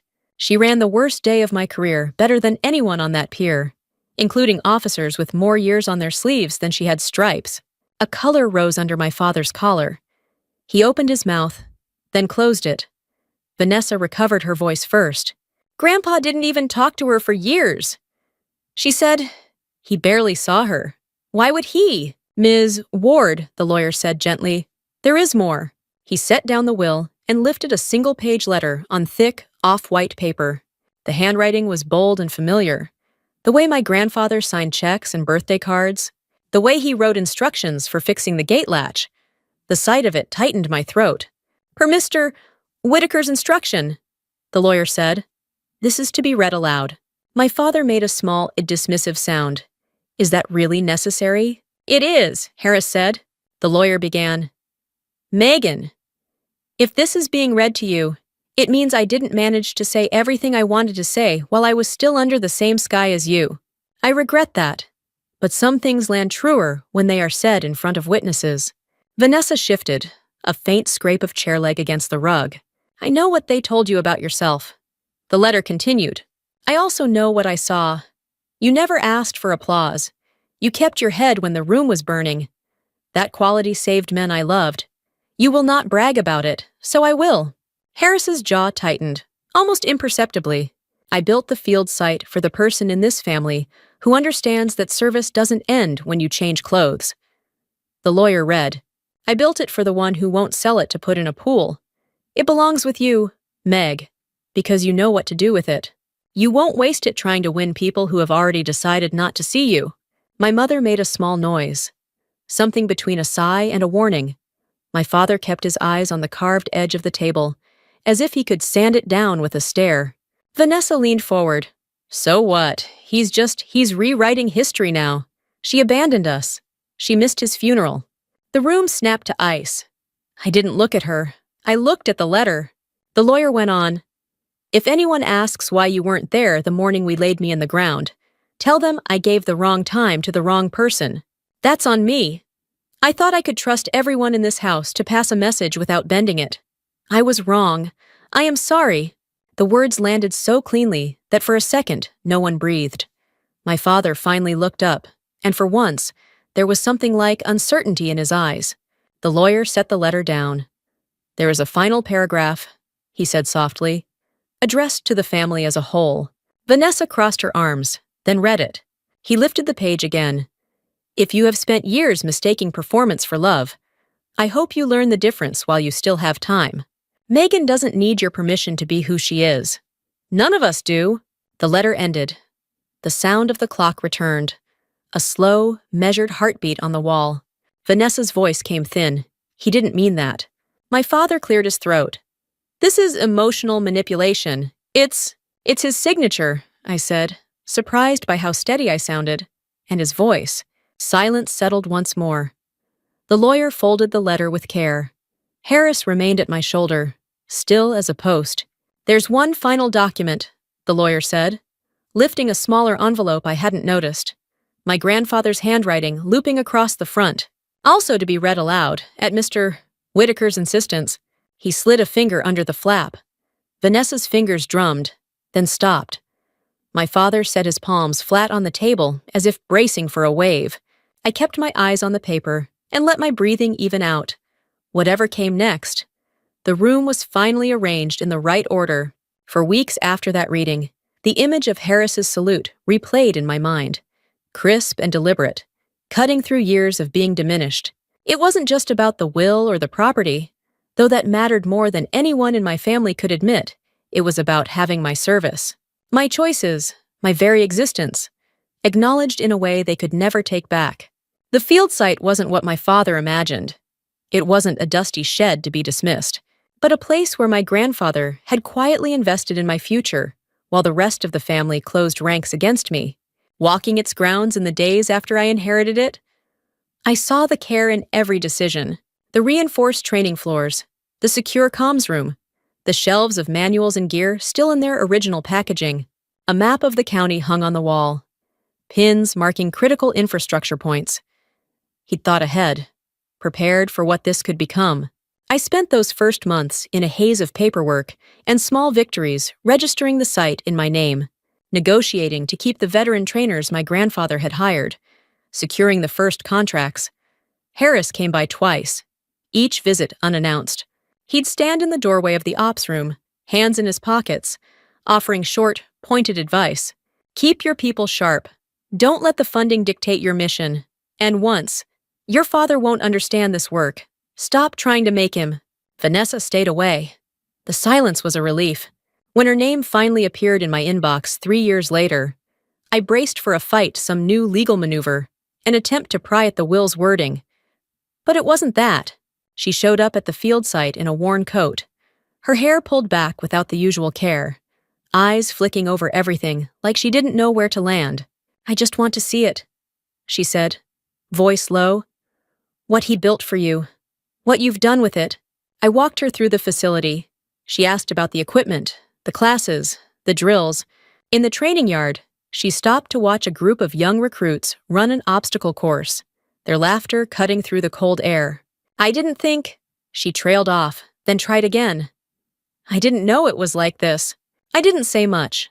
I didn't owe her a guided confession.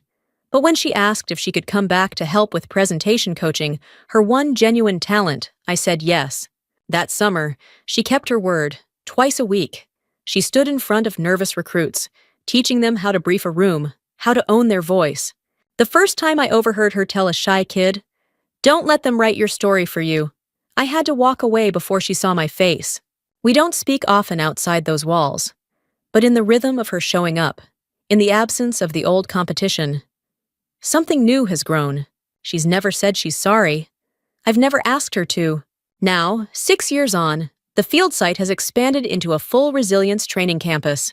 We've got municipal contracts across the state, partnerships with federal agencies, and a steady stream of veterans finding a new purpose here. The plaque at the entrance reads, "Dedicated to those who serve quietly, and those who see them." Sometimes, late at night, I'll walk the grounds alone, past the training yard, past the comms tower, to the bench at the far fence line. From there, I can see the stars, real ones, not the glow-in-the-dark kind from my childhood ceiling, and I remember the promise I made on my grandfather's porch to speak the truth where everyone could hear it. I've kept that promise, not with shouting, not with vengeance, but with the steady work of building something that will outlast every lie they ever told about me. The years have smoothed the sharpest edges of that day, but they've never dulled its meaning. I can still see the look on my father's face when Harris saluted me, the disbelief in Vanessa's eyes when the will was read, the quiet resolve in my grandmother's voice when she told them to leave. Those moments marked the end of one life and the beginning of another. The field site is no longer just an inheritance. It's a living thing, shaped by the people who pass through its gates and carry its lessons beyond these walls. Veterans find direction here. City officials leave with plans that might save lives. Young recruits walk in unsure and walk out taller. Every handshake, every drill, every signed certificate feels like one more brick in the foundation my grandfather laid for me. I still think about him when the morning light spills into the operations room, hitting the framed copy of his letter.